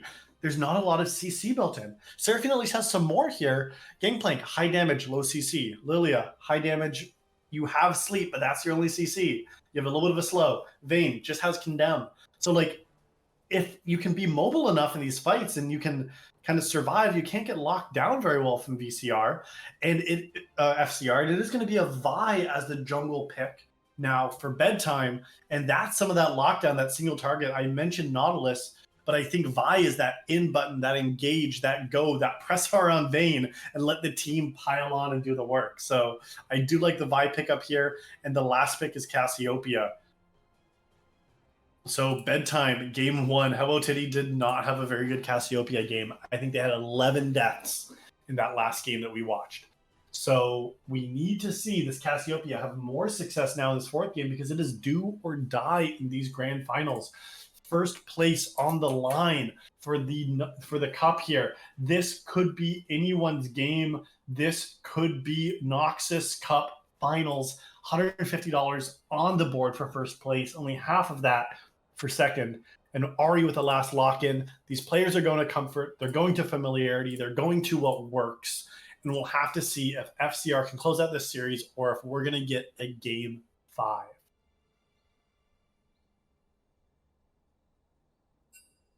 Players are in order. The R's are being sent. And we're about to get into this champion select of game 4. It is the grand finals once again of the Noxus Cup between Bedtime at 7, 5 Cheese Ravioli-Blue. 1 game to go if 5 Cheese Ravioli-Blue can clinch it here and take home that crown.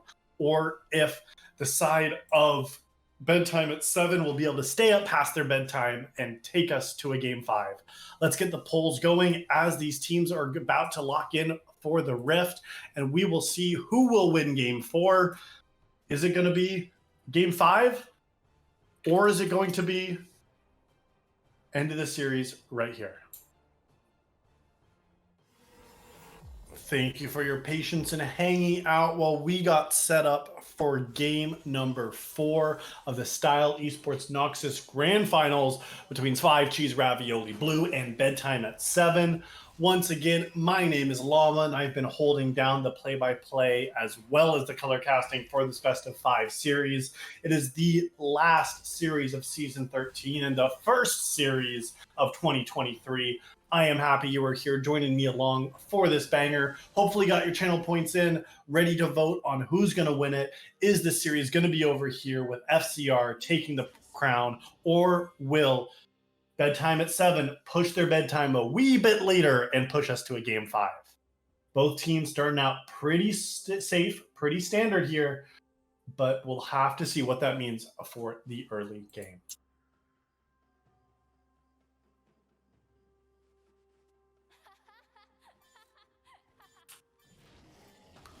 Once again, both junglers starting bot side with the support of their bot lane. Pretty common across the board so far. I do want to see some focus being put into Inigo. We saw what he can do when he gets the resources to carry these games. And if Inigo's going to be able to shut down the mid laner or the top laner here with Ricotta once again, that Mordekaiser was unkillable. But Chaos, back on the Vayne, was deathless in game number 3. And already Inigo Montoya in the top lane, trading heavily, getting the better of Ricotta.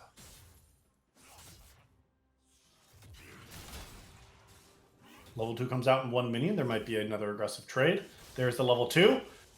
And now Ricotta forced to run. Darfo hitting level 2, gets the trap. Asylum flashes away. One more auto, both flashes forward. They kill Sable in the bot lane for first blood.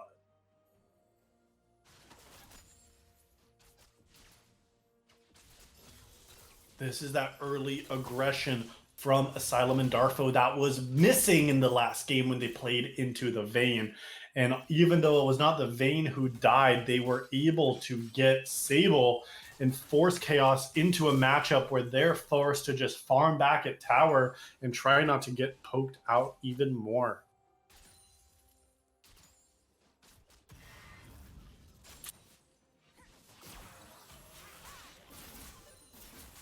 Meanwhile, in the mid lane, a little bit of trading heavily.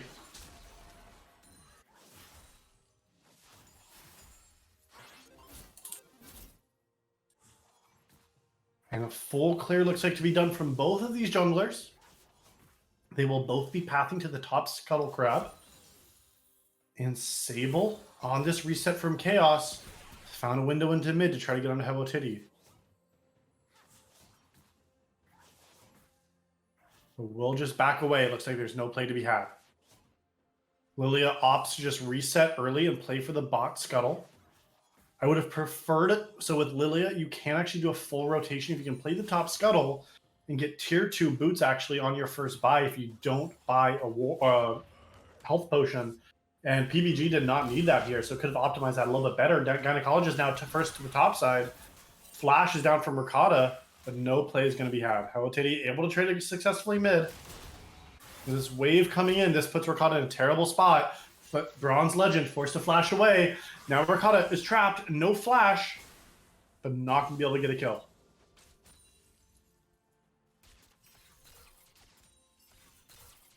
This gives PBG a window into the bot side jungle. Establishing some vision. And might be trying to make a sneaky play in the bot lane, but this lane is coming into him.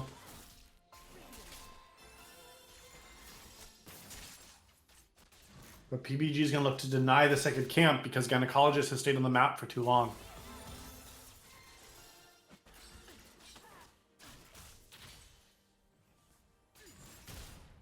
Chaos not afraid to trade. Inigo Montoya again on to Ricotta. The shield is still there. The damage is too. Flash forward, Inigo gets the second kill of the game.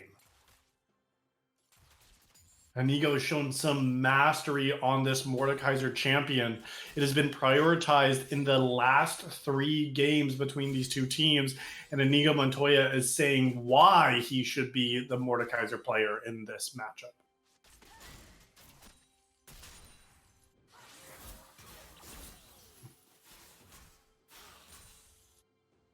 Great to see a game where Howotiti is not already 0-2. Been able to just farm successfully, and we know that this player knows how to CS. Once again, is up 14 farm on Bronze Legend, and Bronze Legend has not been able to get a kill. PBG is mid, but there is not going to be any ultimate to put them to sleep. Vi picks up the dragon, might be able to help the mid laner, but Cassiopeia able to slither her way out of there, and the first dragon is claimed for your Gynecologist for the side of Bedtime at 7. Flash from Howotiti in the mid lane.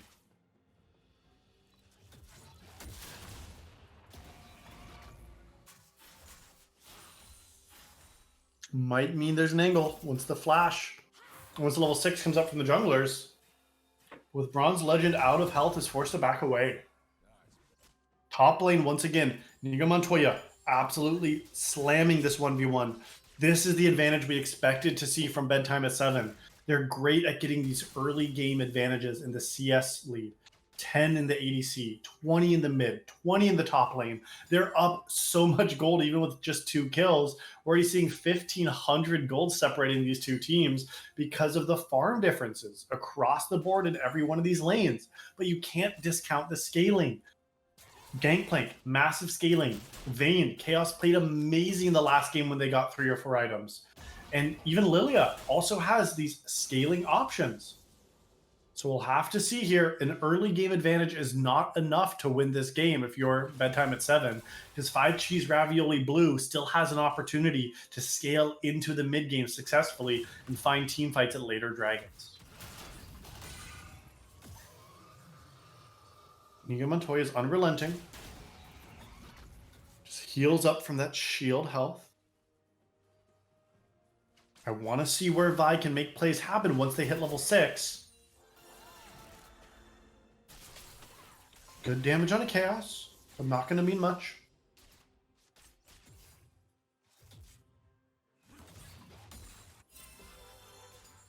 But now nearly double the farm in the top lane, and Inigo is destroying Ricotta once again in a 1v1.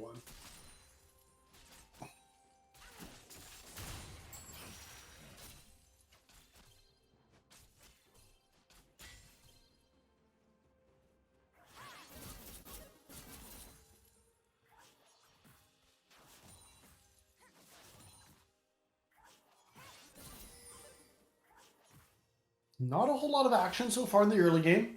Level 6s are starting to come online. PBG now has the Lilting Lullaby. Gynecologist gets spotted on a ward, but also has their cease and desist. So that might be an opportunity for them to play aggressively and get a lockdown. Howotiti, unaware if this lands, that could be the sleep. There's a Lilting Lullaby. The Drowsy's down, is dodged away. Will they have enough damage? The flash is not up yet. Howotiti trying to fight their way out, but it will not be enough. And the first kill traded for FCR goes over to Ari.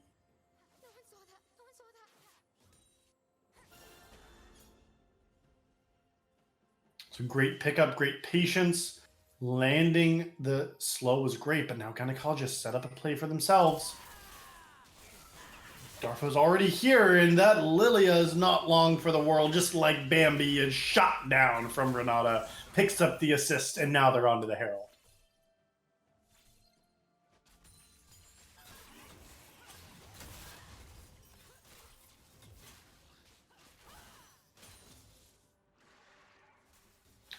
The Herald is going to be claimed from your Gynecologist, and that could be used to get another advantage in any of these lanes that they so choose. Chaos is behind in the bot lane, but not that much. Gynecologist opts to go in, still a cease and desist available, gets the smite, gets the kill, and forces PBG out of their own jungle.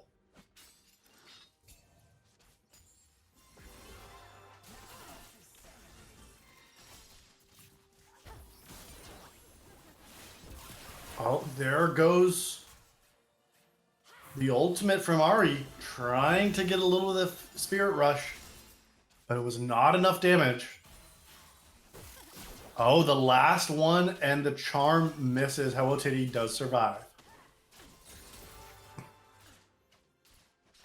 Silent speedrun, happy to farm up under tower, but we need to see more of this advantage in the bot lane. Again, Chaos will scale very, very successfully if they are not shut down.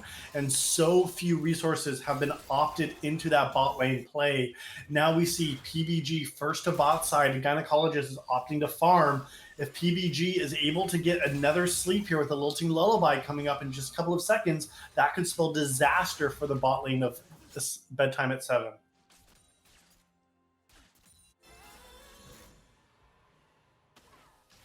Sable's looking for the Encore. The root is going to hit. Here comes the Encore. Only hits Renata. Oh, there's the Drowsy. But it is going to be cleansed out. Not enough damage. Ultimates miss. Ricotta whiffed that Gangplank ult and resulted in no one going down. Gynecologist now in the bot lane. The flash away from Sable might be enough to keep them alive. Chaos as well. Gynecologist looking for more, but there might not be enough damage. They're going to flash. They pick up one. Sable goes down. Gynecologist forced to walk away. Silent speedrun uses flash just for fun, but picks up nothing in return. Lots of Summoner spells. All 8 Summoner spells in the bot lane used in those couple of trades. Ultimately resulted in only 1 kill of Sable falling, but it has given Gynecologist the window to pick up the second dragon for Bedtime at 7.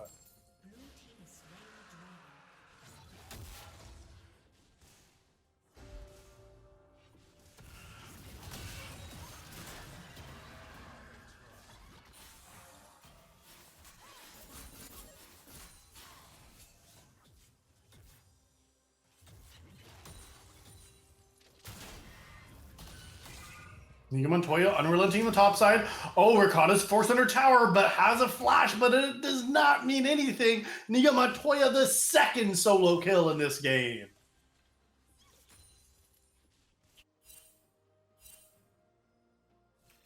Oh, now Vi lurking around. Is going to get the knockup. They know Sable does not have any Summoner spells. Cease and Desist is not available. Neither is the Flash.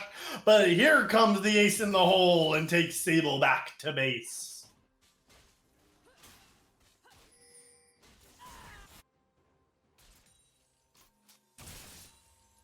Chaos forced to retreat under their tower. But now Vi has the ultimate coming up in just a moment. Is going to tumble away. Teleport's going to come in and is going to deny any continuation. Here comes the hostile takeover. Both champions going berserk. Ricotta forced to teleport down. Asylum speedrun, happy to just poke them out. There goes the cease and desist. Flashing under tower is Ricotta, but it's not enough. Gynecologist falls. Chaos as well is not going to fall, but Gynecologist escapes with a sliver of health. But now PBG wants to join in. The Lilting Lullaby is going to be up in just a moment. If this lands, it might be enough. Gynecologist picks up Chaos. First death for them. Now, here's the Lilting Lullaby. Only one goes to sleep, but nobody goes down for its Bedtime at 7. Great series of events here. Now extending their gold lead to 5,000 gold. Mid laner only died once, but again, the aggressive jungler from Vi in this game, showing why they can carry the games if they're given the resources. And top lane, Inigo Montoya, 2 amazing performances on Mordekaiser so far, and they're going to try to take this to a game 5.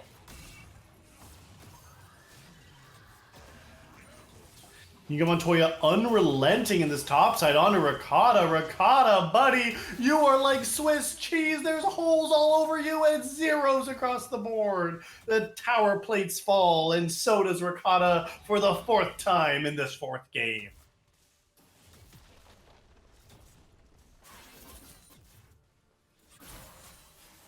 It's given Vi the opportunity to play into the top side. They have the timer on this red buff, and so they know that PPG might be over there. Even without cease and desist, Gynecologist picking up 78 gold from all those small ones.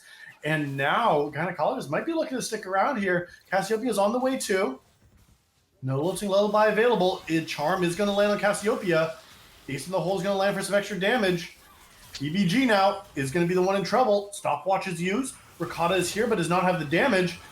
It is going to trade 1 for 1. There is going to be Cassiopeia falling. Bronze Legend wants it. Flash misses. Gynecologist lives and picks up the double kill. And Ricotta for the 5th time has fallen in this game. With every passing moment, it looks more and more likely like we are going to get a silver scrapes.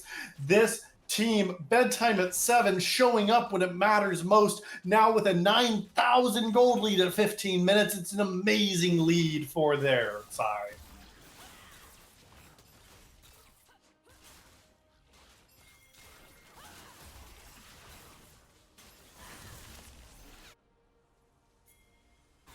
Second Rift Herald goes their way as well. A minute on the 3rd dragon. If I am side of Bedtime at 7, you need to look at closing this game out quickly and cleanly. Yes, you don't have a scaling mid laner yet, but what you do have is a 6-0 Vi. Has the Eclipse completed? They have 2 dragons. This teleport Inigo Montoya into 3. Picks up Sable. Sable has summoner spells. Might try to get back to their team. Is going to opt to flash out, and now here's the Drowsy.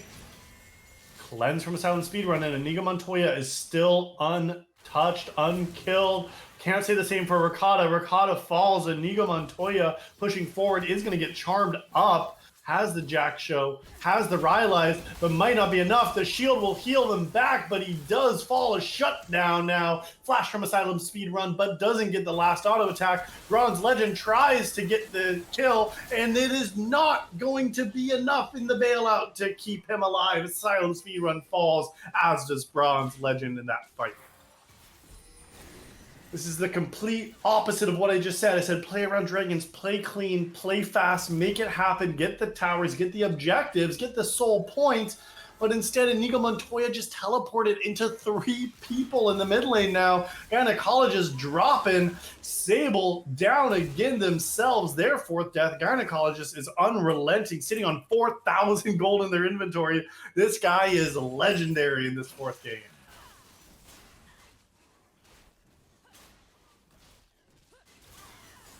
And he is not done, but now might be too caught out. That is 1,000 gold shutdown. You are way too far forward, Gynecologist. Oh, but the condemn right into the blast cone, and Gynecologist escapes.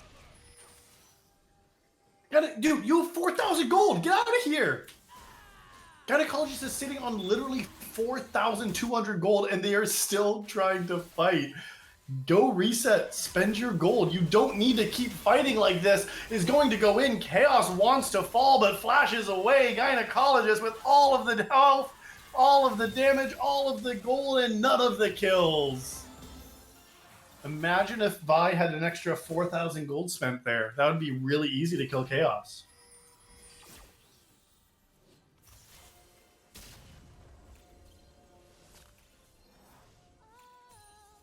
A completed Essence Reaver, as well as a pickaxe and another serrated Dirk. Your Gynecologist in this 4th game has been showing up on the Rift. Cassiopeia on the top lane. Ricotta's not worth much gold right now. So just going to be the wave cut. Tower's being pushed in. PBG, not where you want to be. The Drowsy is going to land on the 2, but the player is already in black and white. PBG going down. The gynecologist not stopping. Does not have a cease and desist for a couple more seconds, and Darfo wants something, but will not land the handshake, and they'll just opt to deny the entire jungle from the side of 5G's Ravioli.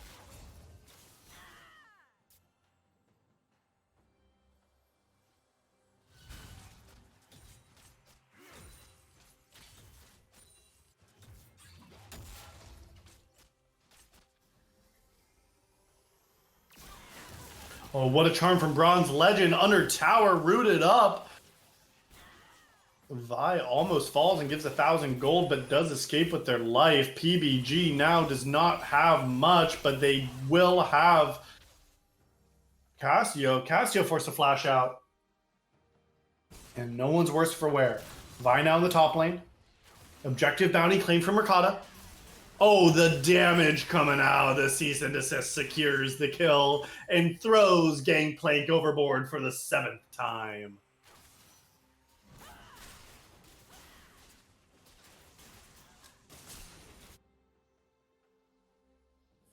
It's 20 minutes, which means that purple worm is onto the rift, and Bedtime at 7 is onto it already. Gynecologist tanking up, not needed much, but PBG is in the area, does have the smite, but does not have the flash. This might be a little bit spooky if they're playing too aggressively here. A lot of unspent gold on the members, but they just want to take the fight. Already the Petrifying Gaze is going to be missing everybody, but with that ultimate from Gangplank, it has forced them to back away from the fight. Cannon Barrage was enough to deter the Baron from being taken, and both teams are just going to reset, lick their wounds, and try again.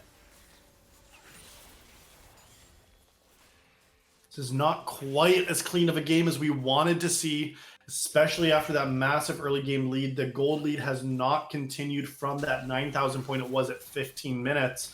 Still about the same difference. It is a massive advantage, don't get me wrong, but it's not growing because they just keep fighting. The soul for Bedtime at 7 can be claimed in 90 seconds. Cassiopeia now caught out 4v1 without a flash, without a hope, without a team. But the bailout might be enough. The bailout needs one more. It is not going to get it. Ace in the hole now onto Chaos, but does not have cease and desist down. And oh, the sleep will let Chaos run away. Gynecologist looks for something else. Bronze Legend uses all their charges now. Inigo Montoya is behind, is under tower, is flashing forward, is charmed, is dead, but it's traded back. Asylum speedrun picks up Chaos.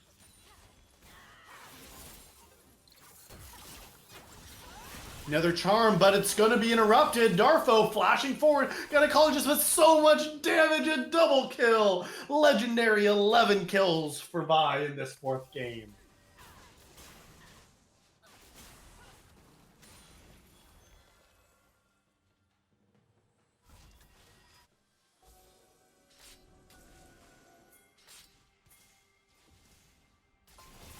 Mercada's running around behind. It is going to be charmed. The cleanse was, oh, too late, but it does get it. There's the Gale Force. There's the engage. There's the 2 kills. And there is another win from Bedtime at 7. And I hope it's okay if they're staying up late tonight, because this is looking like a Silver Scrapes game in the grand finals of the Noxus division here in this best of 5 in Season 13. Not only do they get the kills, they get the Dragon Soul. That is a Hex Tech Dragon Soul now claimed. Is going to give them so much additional strength and power here.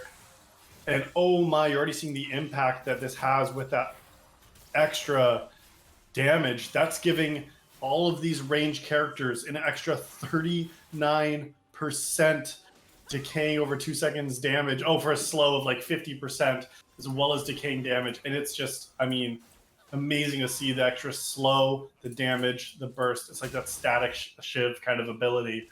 And with a 12-0 Vi, as long as they don't overextend and force under tower, they are able to one-shot anyone on this team with 3 items now completed. PBG might be the unlucky member who's going to run into a gynecologist already halfway with one of those pieces. Is drowsy, is asleep. But it's not going to be bedtime at 7 going to sleep. It is going to be 5 cheese ravioli pushed under their base, pushed under their tower, and the force is unrelenting from bedtime at 7.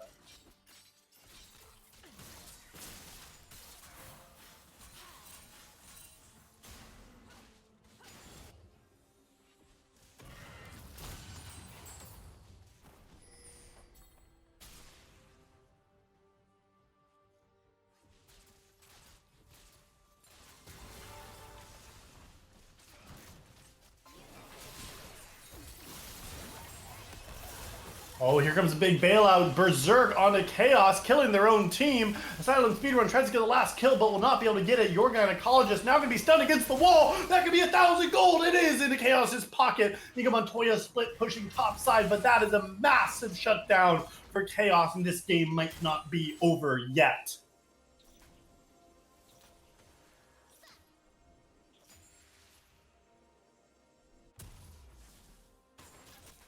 That was the first death from Vi in this game. 12-1-3. Still has a massive bounty, but the Baron is alive. The jungler for bedtime at 7 is not. And this might be the angle that they need to start it up and try to get their way back into the game.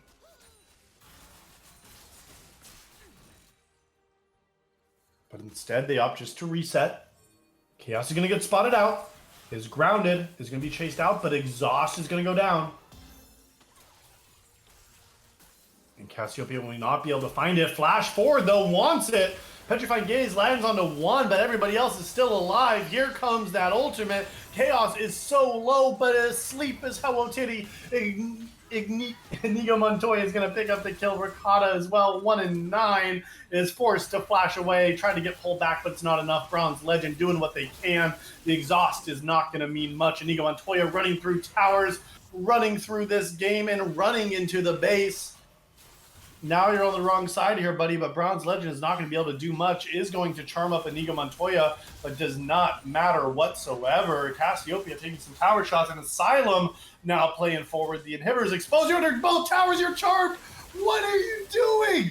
It's not going to be enough. Asylum gets shut down as well. That is way too aggressive. Garfo now also falling, trying to help. The inhibitor doesn't even fall. Inigo is low. Here's the ultimate from Seraphine. Inigo might fall down too. PBG is getting a second kill. The teleport coming in, and now Gynecologist might try to clean it. Picks up 1, and 2 fall to the hands of Vi.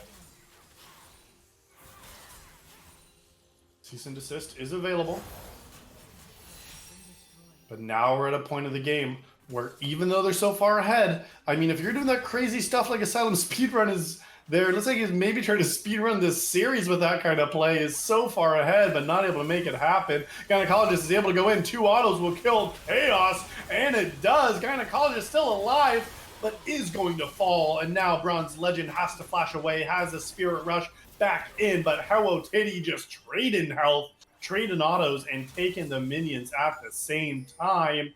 Still a 13,000 gold lead for Bedtime at 7.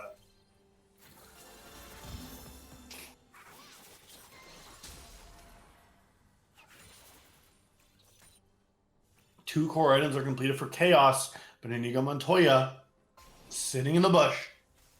Hello Titty right behind him, and all the members are moving over to the bush, trying to get a pick that's going to win them the game. They probably don't need it if they can just push the waves in. Here comes Ace in the hole just to get some chip damage down. Super minions now flooding into the base. A reset from Cassiopeia. But it will be stopped from Ricotta. Ricotta now 2 and 11.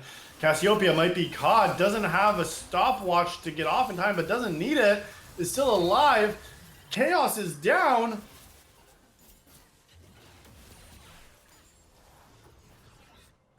And Cassiopeia lives. Lots of pings onto the Elder Dragon. The soul's already been claimed. Baron is also available, but instead, that is what they're going to go for. 3 members already hitting the Baron Nashor now.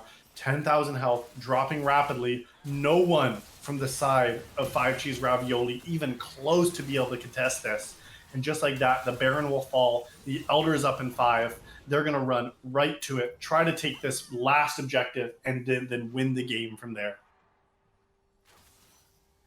And if you're an FCR, you got to say it's now or never. Teleport's already coming down. They decide they have to fight, and they have to fight now. The Elder Dragon already at 6,500 health. PBG looking for a steal. Will they be able to find it? That could be it. This Zonius to buy some time, but doesn't have flash. Is going to be charmed up. Still looking for it, but the steal is not there. The Elder is claimed, and so is the life of PBG. A second kill. Chaos falls. Ricotta's not long for the world, and Bronze Legend just watches the team fall, and the cease and desist onto Sable will get the 4th kill. Last one alive is Bronze Legend, but the base is in shambles, and so is 5 Cheese Ravioli. Get your pasta boiling, get your jammies on. These two teams are going the distance. It is going to be the 1st and 2nd Nexus towers falling and onto the Nexus itself in just a moment. They want to keep going. They got the ace. They got the kill. They got silver scrapes. They got game number 5 coming up in this series.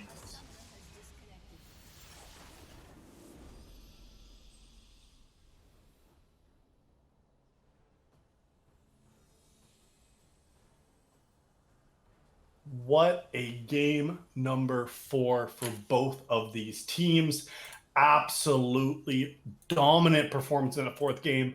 Bedtime is saying that we're staying up late. We're not taking any melatonin. We are going to make it happen in this 4th game. It is on to silver scrapes, winner takes all, game 5 situation now, where either team just needs one more Nexus to explode to be able to win this series.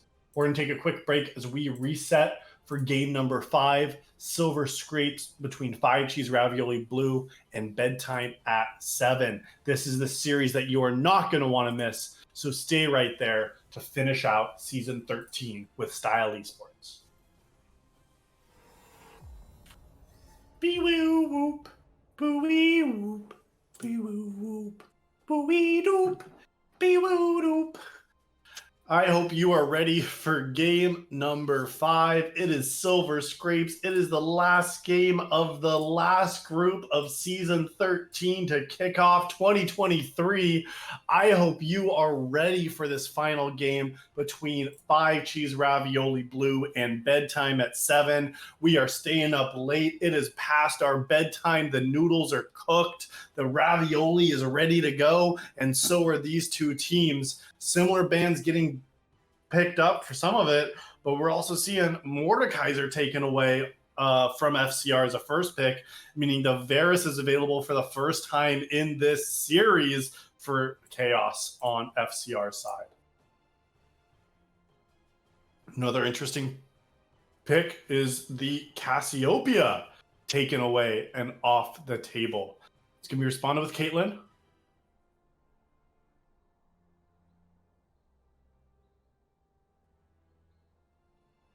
And Renata was a pick that we just saw Darfel have lots of success on in that last game. I mean, having that hostile takeover to throw through the enemy team had so much success.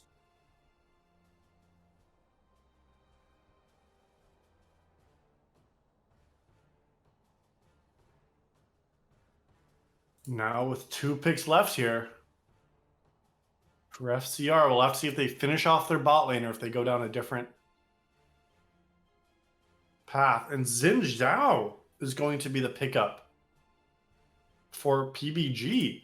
PBG had a couple of great Udyr games, picked Mordekaiser jungle, then just played Lilia, and now Xin Zhao. Both of these teams have picked up a Xin Zhao game in this series.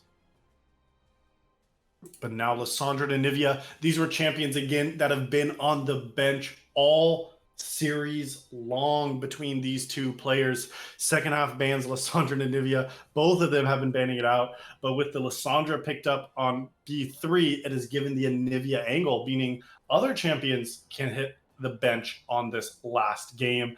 But already we're seeing lots of champions that have been taken away from both these players throughout the series. And now not only is it about the comfort on these champions, but about the fatigue. This is 5 hours almost of League of Legends between these teams. We're just about cresting the 4-hour mark now. And with this level of play in a grand final matchup in the series going back and forth and back and forth, it could be anybody's series, and it's about execution. Teams are going to make mistakes, and they're going to be having challenges to try to keep focus. But there's a grand final championship here in the Noxus division on the line. Remember, $150 to the first place team and $75 to second. So both teams getting a payday, but ultimately could be twice as much if they're able to get the win here. And after seeing that last performance from your gynecologist on the side of Bedtime, they have opted to lock in that pick once again in Game 5, do or die, Silver Scrapes.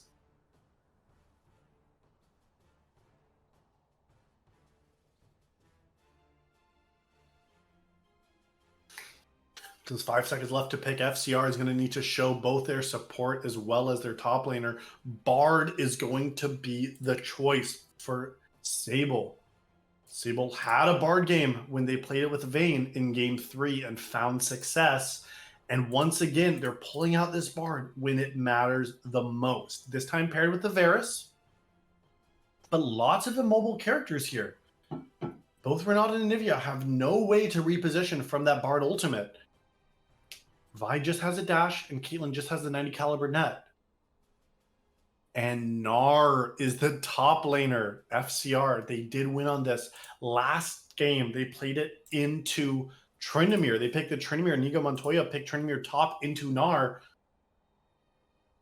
Oh, sorry, that was Gnar into Tryndamere. But now with the Gnar blind pick, Inigo Montoya gets to round out this composition. He'd been blinding all series long, but Malphite, when it matters most, is the champion that Inigo Montoya is pulling out in Game 5. And, I mean, looking at these teams, it has been the Inigo Montoya who's been making the plays happen. Both of the wins for Bedtime at 7 have come off of Inigo Montoya's Mordekaiser pickup. Been 1v9ing the back line in these games.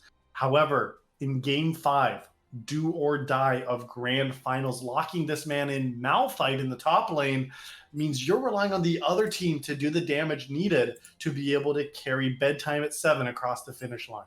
And Nivea, something that Helotity had banned against him this entire time. One of their most played champions, most comfortable picks that they have been playing here. In season 2022, there wasn't a whole lot of it, but it's been spamming it in preseason. And when it's left on the table, they are picking it up. So now, do or die, both teams have an opportunity to take us all the way and wrap up this series. Here and now, it's going to depend on who plays this game better. So make sure that let's get our predictions in for Game 5 of the Noxus finals. Who will win Game 5? Will it be 5 cheese Ravioli-Blue on the blue side? Or will it be Bedtime at 7, staying up late to finish this series themselves? Think what I could offer.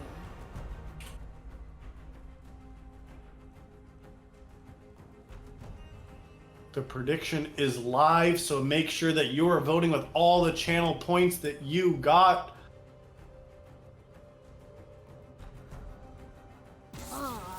This is the last game to be able to show what you can do on the Rift. This has been a tight series from start to finish, back and forth and back and forth. And just on the other side of this lock-in and short spectator break, we will be seeing who takes home the crown of the Noxus Cup, walks away with $150, and leaves a champion of the final Season 13 style esports series. See you in just a moment after the break. Don't go anywhere. It's going to be a game you will not want to miss. It is game number 5 of the grand finals in Style Esports final division, the Noxus division, for season 13 between 5 Cheese Ravioli-Blue versus Bedtime at 7. And already off to some shenanigans here. Sable leading the charge behind and maybe trying to look for Darfo. I don't think Darfo has any idea what's going on here. And a great level 1 from FCR might catch them out of position. But looks like they're able to back away here. Darfo might have sniffed it out, but no successful play from FCR to start off this final game. Minions have spawned.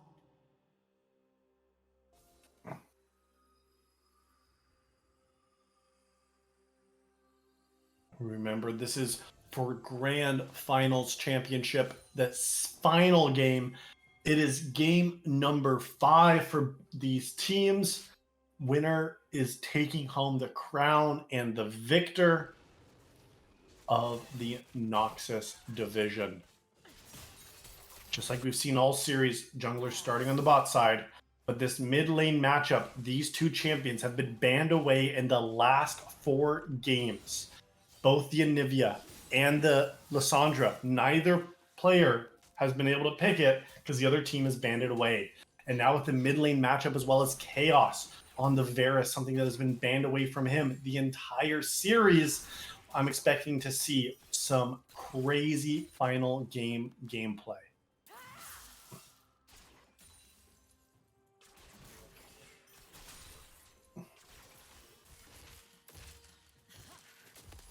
Oh, Anivia getting a good trade in the mid lane.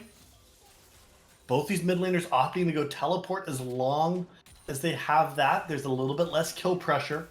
They also both have electrocute in their runes, meaning some of these extended trades could go well for either side. And Inigo Montoya just trying to absorb some of the pressure here. And PBG has an early gank mid, has to force the flash out, and Anivia has to run away. PBG with a great early 3 gank play on the mid lane, getting the early flash out of Anivia.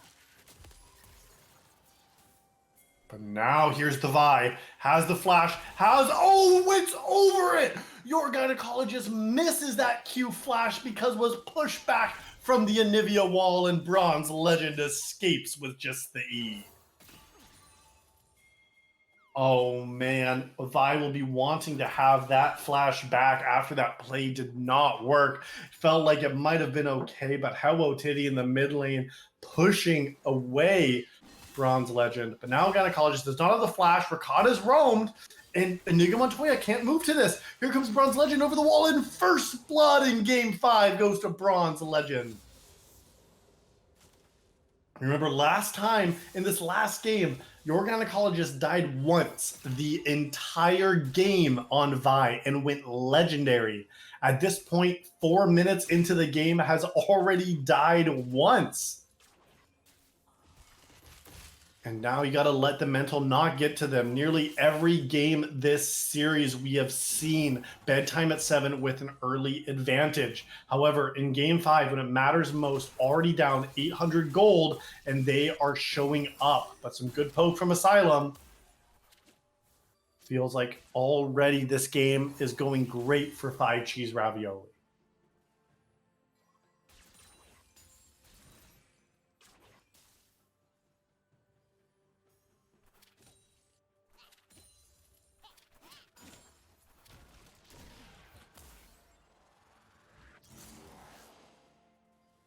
Ricotta just trading onto Inigo. Inigo just playing forward to get the extra cannon. Not too much action here. But the teleport had to be used from Anivia to get back to lane there.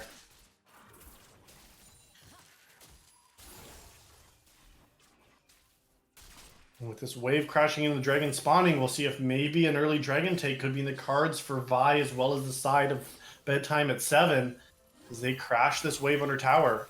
A great stun forces Darfo to take a tower shot. Another one. Inigo Montoya out of mana, getting low on health, getting poked out from Ricotta is going to need a reset as well from the top lane.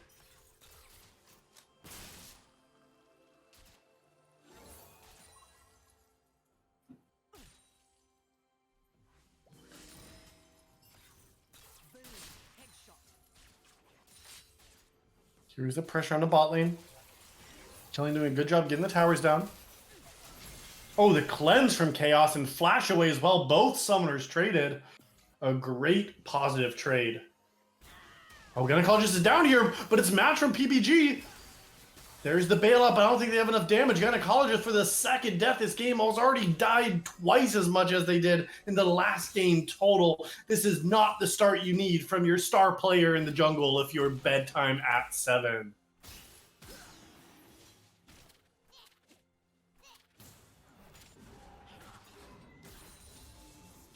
Looked like an okay look, but was not enough there. And now this Vi from behind can be so challenging. Because you have to go in, and if you're not those 12 kill Vi like you were last game, it makes it a lot more challenging. They might try to collapse. Knight is back down here. Wants to go, but doesn't have flash. There's the pull back. PBG forced to flash the last auto attack. Darfo claims the first kill for Bedtime at 7. Some great pickup on the back end of the dragon. Was secured for 5 cheese ravioli, so good on them to secure the dragon after getting the kill. But Vi went right back down there. Was able to get an assist, help out in that kill there as well, and also now farm the second rotation from the jungle. So not the worst, and way to get a little bit of gold back. You don't really want to see that on Darfo picking up the kill. You would have much preferred to have it on Asylum. But it does keep the gold close, but ultimately still a little bit of an advantage. With the extra kill. Now Bronze Legend, seeing her on top side. Unstoppable Force is available for Malphite. 3 members now, here they go. Oh, but the Unstoppable Force goes in. Will they have enough damage? Ricotta forced to flash out. The stun, the lockdown, the kill. Ricotta lives, and Inigo Montoya falls.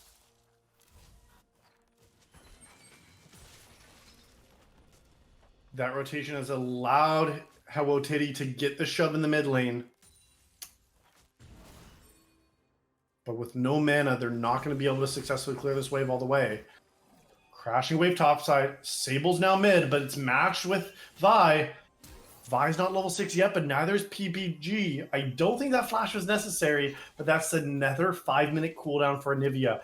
That cooldown has basically been down the entire game. Sable now trying to get some deep vision, but Darfo's there ready to hold him off. This is the second flash used in nearly on cooldown. The first one on that level 3 gank around 2.5 minutes. So this Anivia is going to be down some farm, which is one of the first times we've seen Hawotiti be in a farm deficit. Bronze Legend forced to go over the wall. Does not have the Glacial Prism or the Frozen Tomb.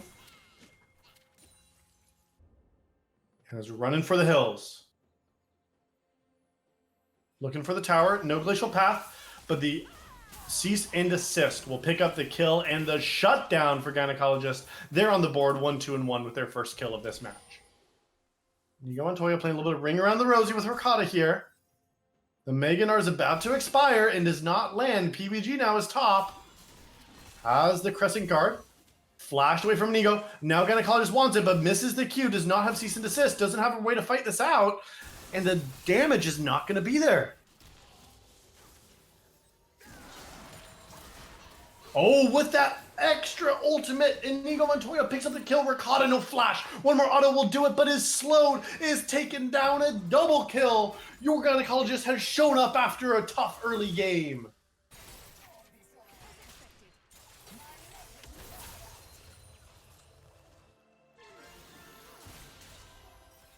Oh, there's the landing. Exhaust onto Chaos. Sable might be a little bit too far out. Asylum has the ultimate available, but does not have the mana to use it. And we'll just go back to farming here. It was a great Tempered Fate from Bard to lock Asylum in space. Now looking here, Bronze Legend might be wanting to make something happen. They are going to dive under tower. Bronze Legend misses the Q, does not have the damage. Bronze Legend goes deeper, gets the cleanse, ults themselves, and it will be enough. And there goes Asylum speedrun into the gray screen and back to base. Now Darfo needs to try to hold this off. Anivia coming down to teleport to dissuade the next dive. Meanwhile, Vi able to get on the Rift Herald, but PBG will be there in just a moment. But PBG does not know this is happening, didn't check it. That's going to just be taken in front of their face. I don't know if PBG even knew what was going on there. Smited away and stolen. PBG got the scuttle. But Vi is not stopping. Has the item. Has the finished Eclipse. Has the ultimate cease and desist. It is going to get the kill. And the ultimate from Malphite comes in just in time as back-to-back double kill. And Gynecologist is back in this game with a 500 gold bounty.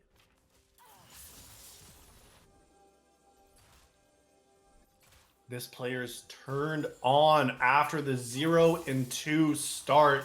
Was looking like not what they wanted to see, but found a couple of great back-to-back double kills. Asylum getting the last auto 90 caliber net in, gets the kill, picks up one for themselves. Darfo's there to support the crash, and great play to pick up another one in this game 5.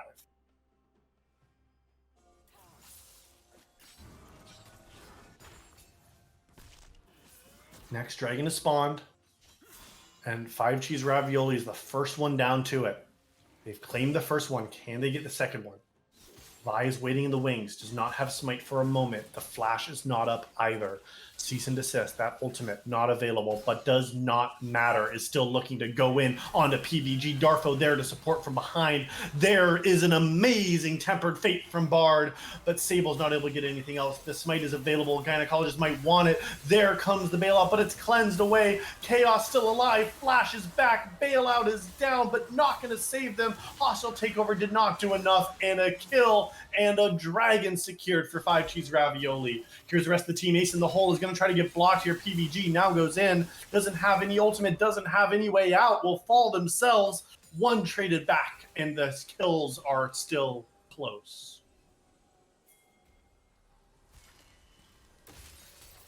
Oh, there's a second one. That's not where you want to be back in Chaos. Goes down as well, and now Darfo doesn't have mana, doesn't have health. The egg is available.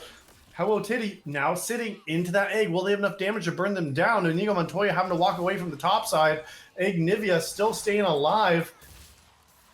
Oh, but Ricotta falls. Hello Titty falls as well. One across the board. Gynecologist is here. Doesn't have the much left available. The ultimate is there, but so is the cease and desist. If they can go in, are they going to go too far? No, and Vi does opt just to run away. Ultimately traded 1-for-1, but a great solo kill top lane.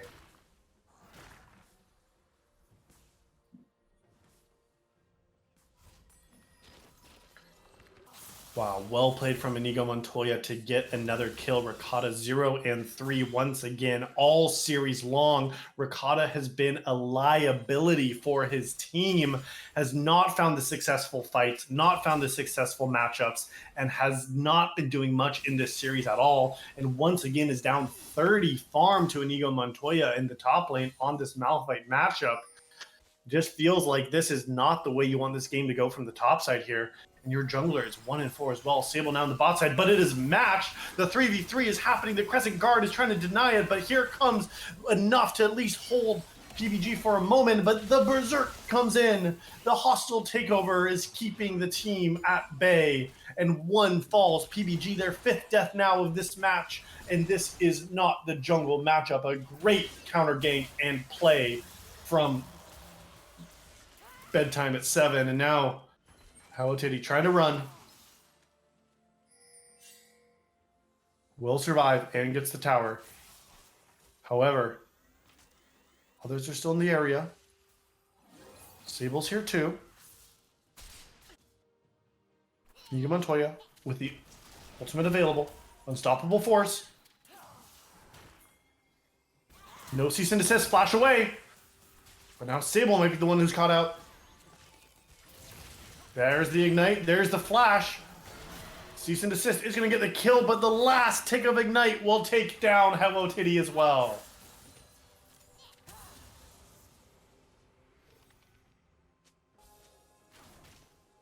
Lots used there in the fight. The flash from Vi, the unstoppable onslaught from, or unstoppable force from Malphite too.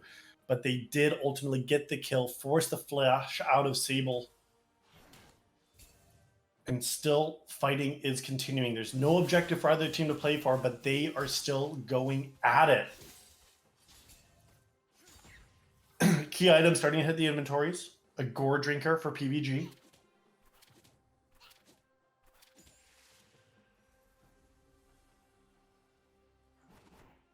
Looking at the CS numbers, pretty close. The biggest difference right now is really in the top lane. 20 CS lead for Inigo. 10 CS lead for FCR in the mid lane. Less than 10 in the bot for them as well. But CS has been close. 2 members now topside for both of these teams. Rift Herald hits the Rift in 20 seconds, but now 4 members coming up. Chaos and Sable are going to be the first ones to this play. I don't think you want this if you're Vi. All 5 members now top. There's the unstoppable force and the flash to get Inigo to try to get to safety. But now with no flash, no way out. All 5 members can still not get him. Just walks under tower, dissuades the fight, and smart on Vi to not try to make that happen. Just is going to take that Hex portal out of here. The second Herald is going to be started by 5 Cheese Ravioli.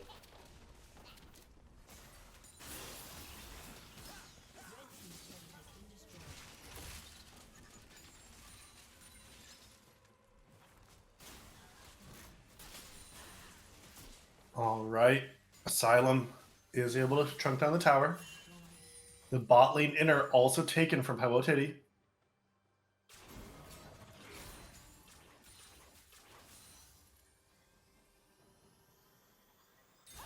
Oh, but that's not where you want to be. Asylum speedrun gets on a killing spree, taking down Chaos 1 and 2. FCP now behind. Or FCR, can they make it happen? PBG, oh, the double. Bronze Legend is here, but here's the unstoppable force. The fight is going crazy. PBG falls. Asylum Speedrun is out of the fight, but they are still alive. Both members still standing for 5 Cheese Ravioli. Need to head for the hills. Hello Titty is still in the area. Sable might be the one in trouble. There goes the tick, but not enough. The Glacial Storm, the last E will get the kill, and the Dragon is going to be claimed on the back end too. A winning team fight for Bedtime at 7, and they're ready to try to close out this series. Red team has slain the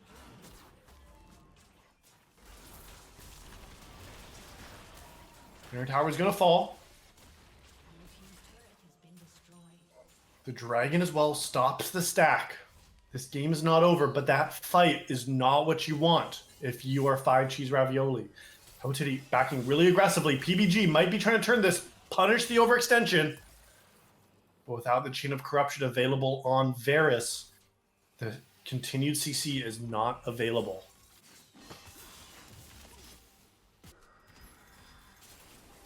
By the time at 7, happy to reset.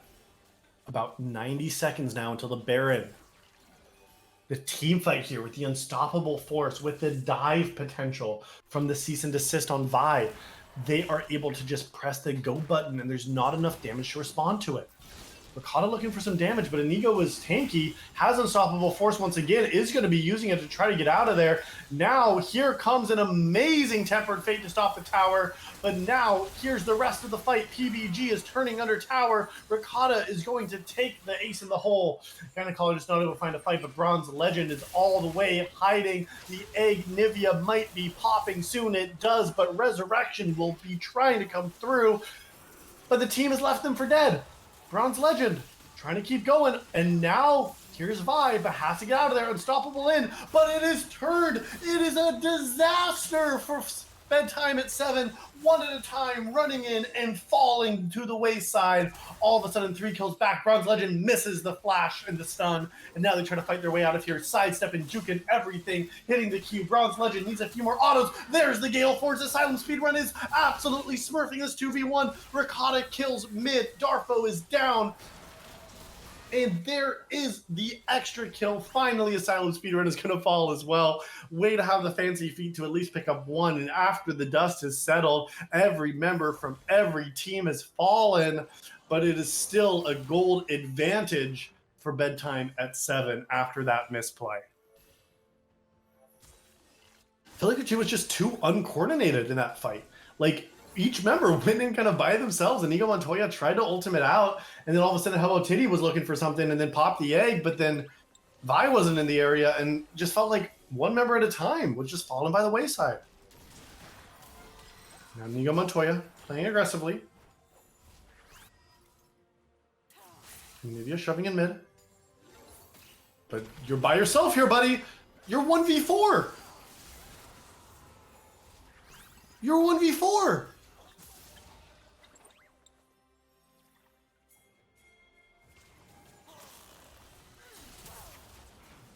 Another catastrophic mistake. Asylum speedrun using the cleanse to get out of there.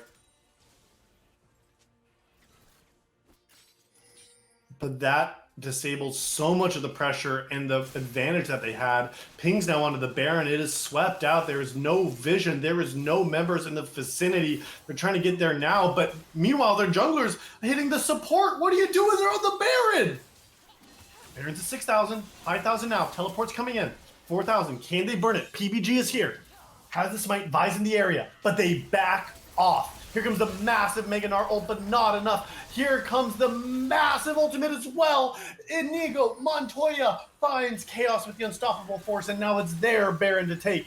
PBG needs to stay in the area, needs to play for the steal, but instead, 6,000, 5,000, it is going to be a Baron ultimately claimed from Bedtime at 7. An amazing play from them after a misstep from Ravioli to not be able to take the Baron.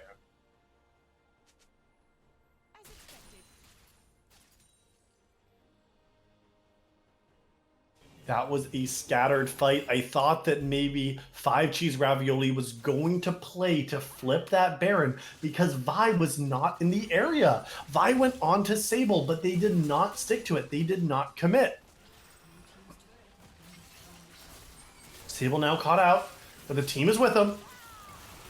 Oh, the flash, but it's not enough. Bronze Legend goes down with the ultimate up. Asylum Speedrun wants to take one more down with him, but will not. 2 members from each side fall.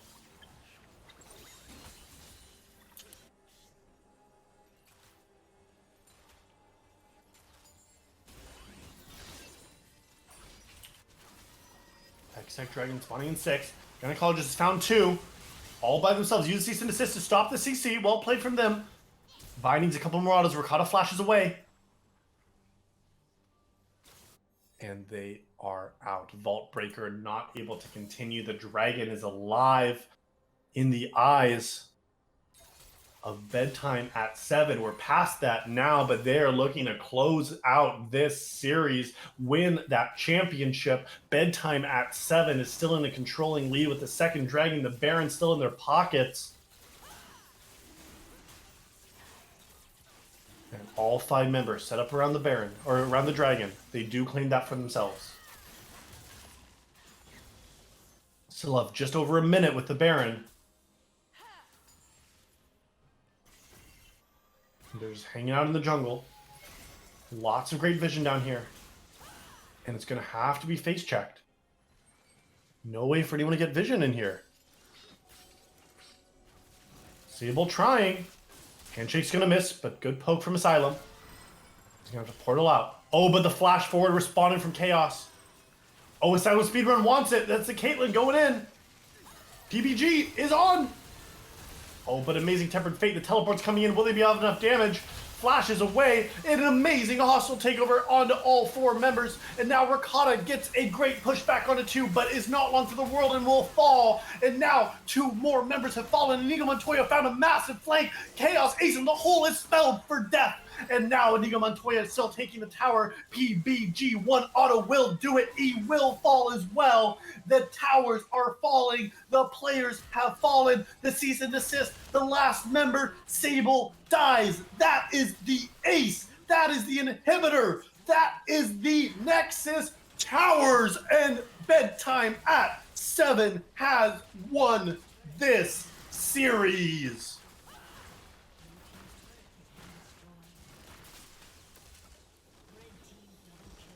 Congratulations to Bedtime at 7 with an amazing arc, winning back-to-back games when they needed it the most.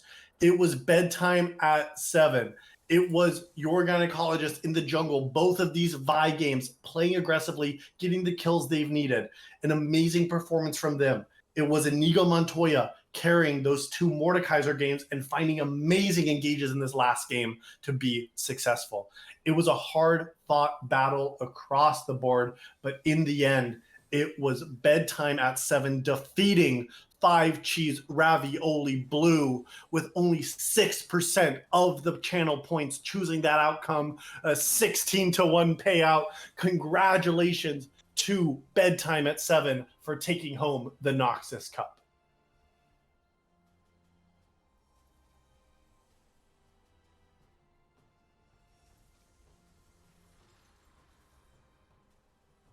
What a series and what a way to end it.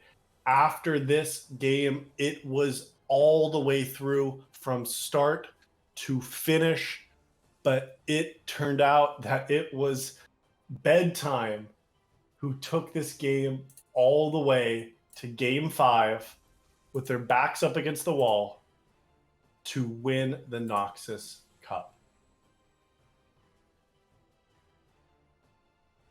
I hope you had as much fun watching this series as I did casting it. It was an amazing, hard-fought performance from both sides. 5 Cheese Ravioli-Blue. Amazing work to you as well for getting that second place here in this series. But gotta give the congrats to Bedtime at 7. Let's get some waves in the chat. What an amazing series. Thank you all for being with me, for hanging out as well. This was an amazing series to close out season 13 of Style Esports. And starting soon this week, at the end of the week, we're going to start season 14. So don't forget, if you're interested in joining, being a part of that, join Style Esports there as well. Hopefully you had an amazing time along with me here. Oh, this is the incorrect. Here, let's refix that. Hopefully you all had an amazing time as well, like I did with this series. And yeah, what a way to cast 5 games back to back. So anyways, take care. Appreciate you all. And have a great night.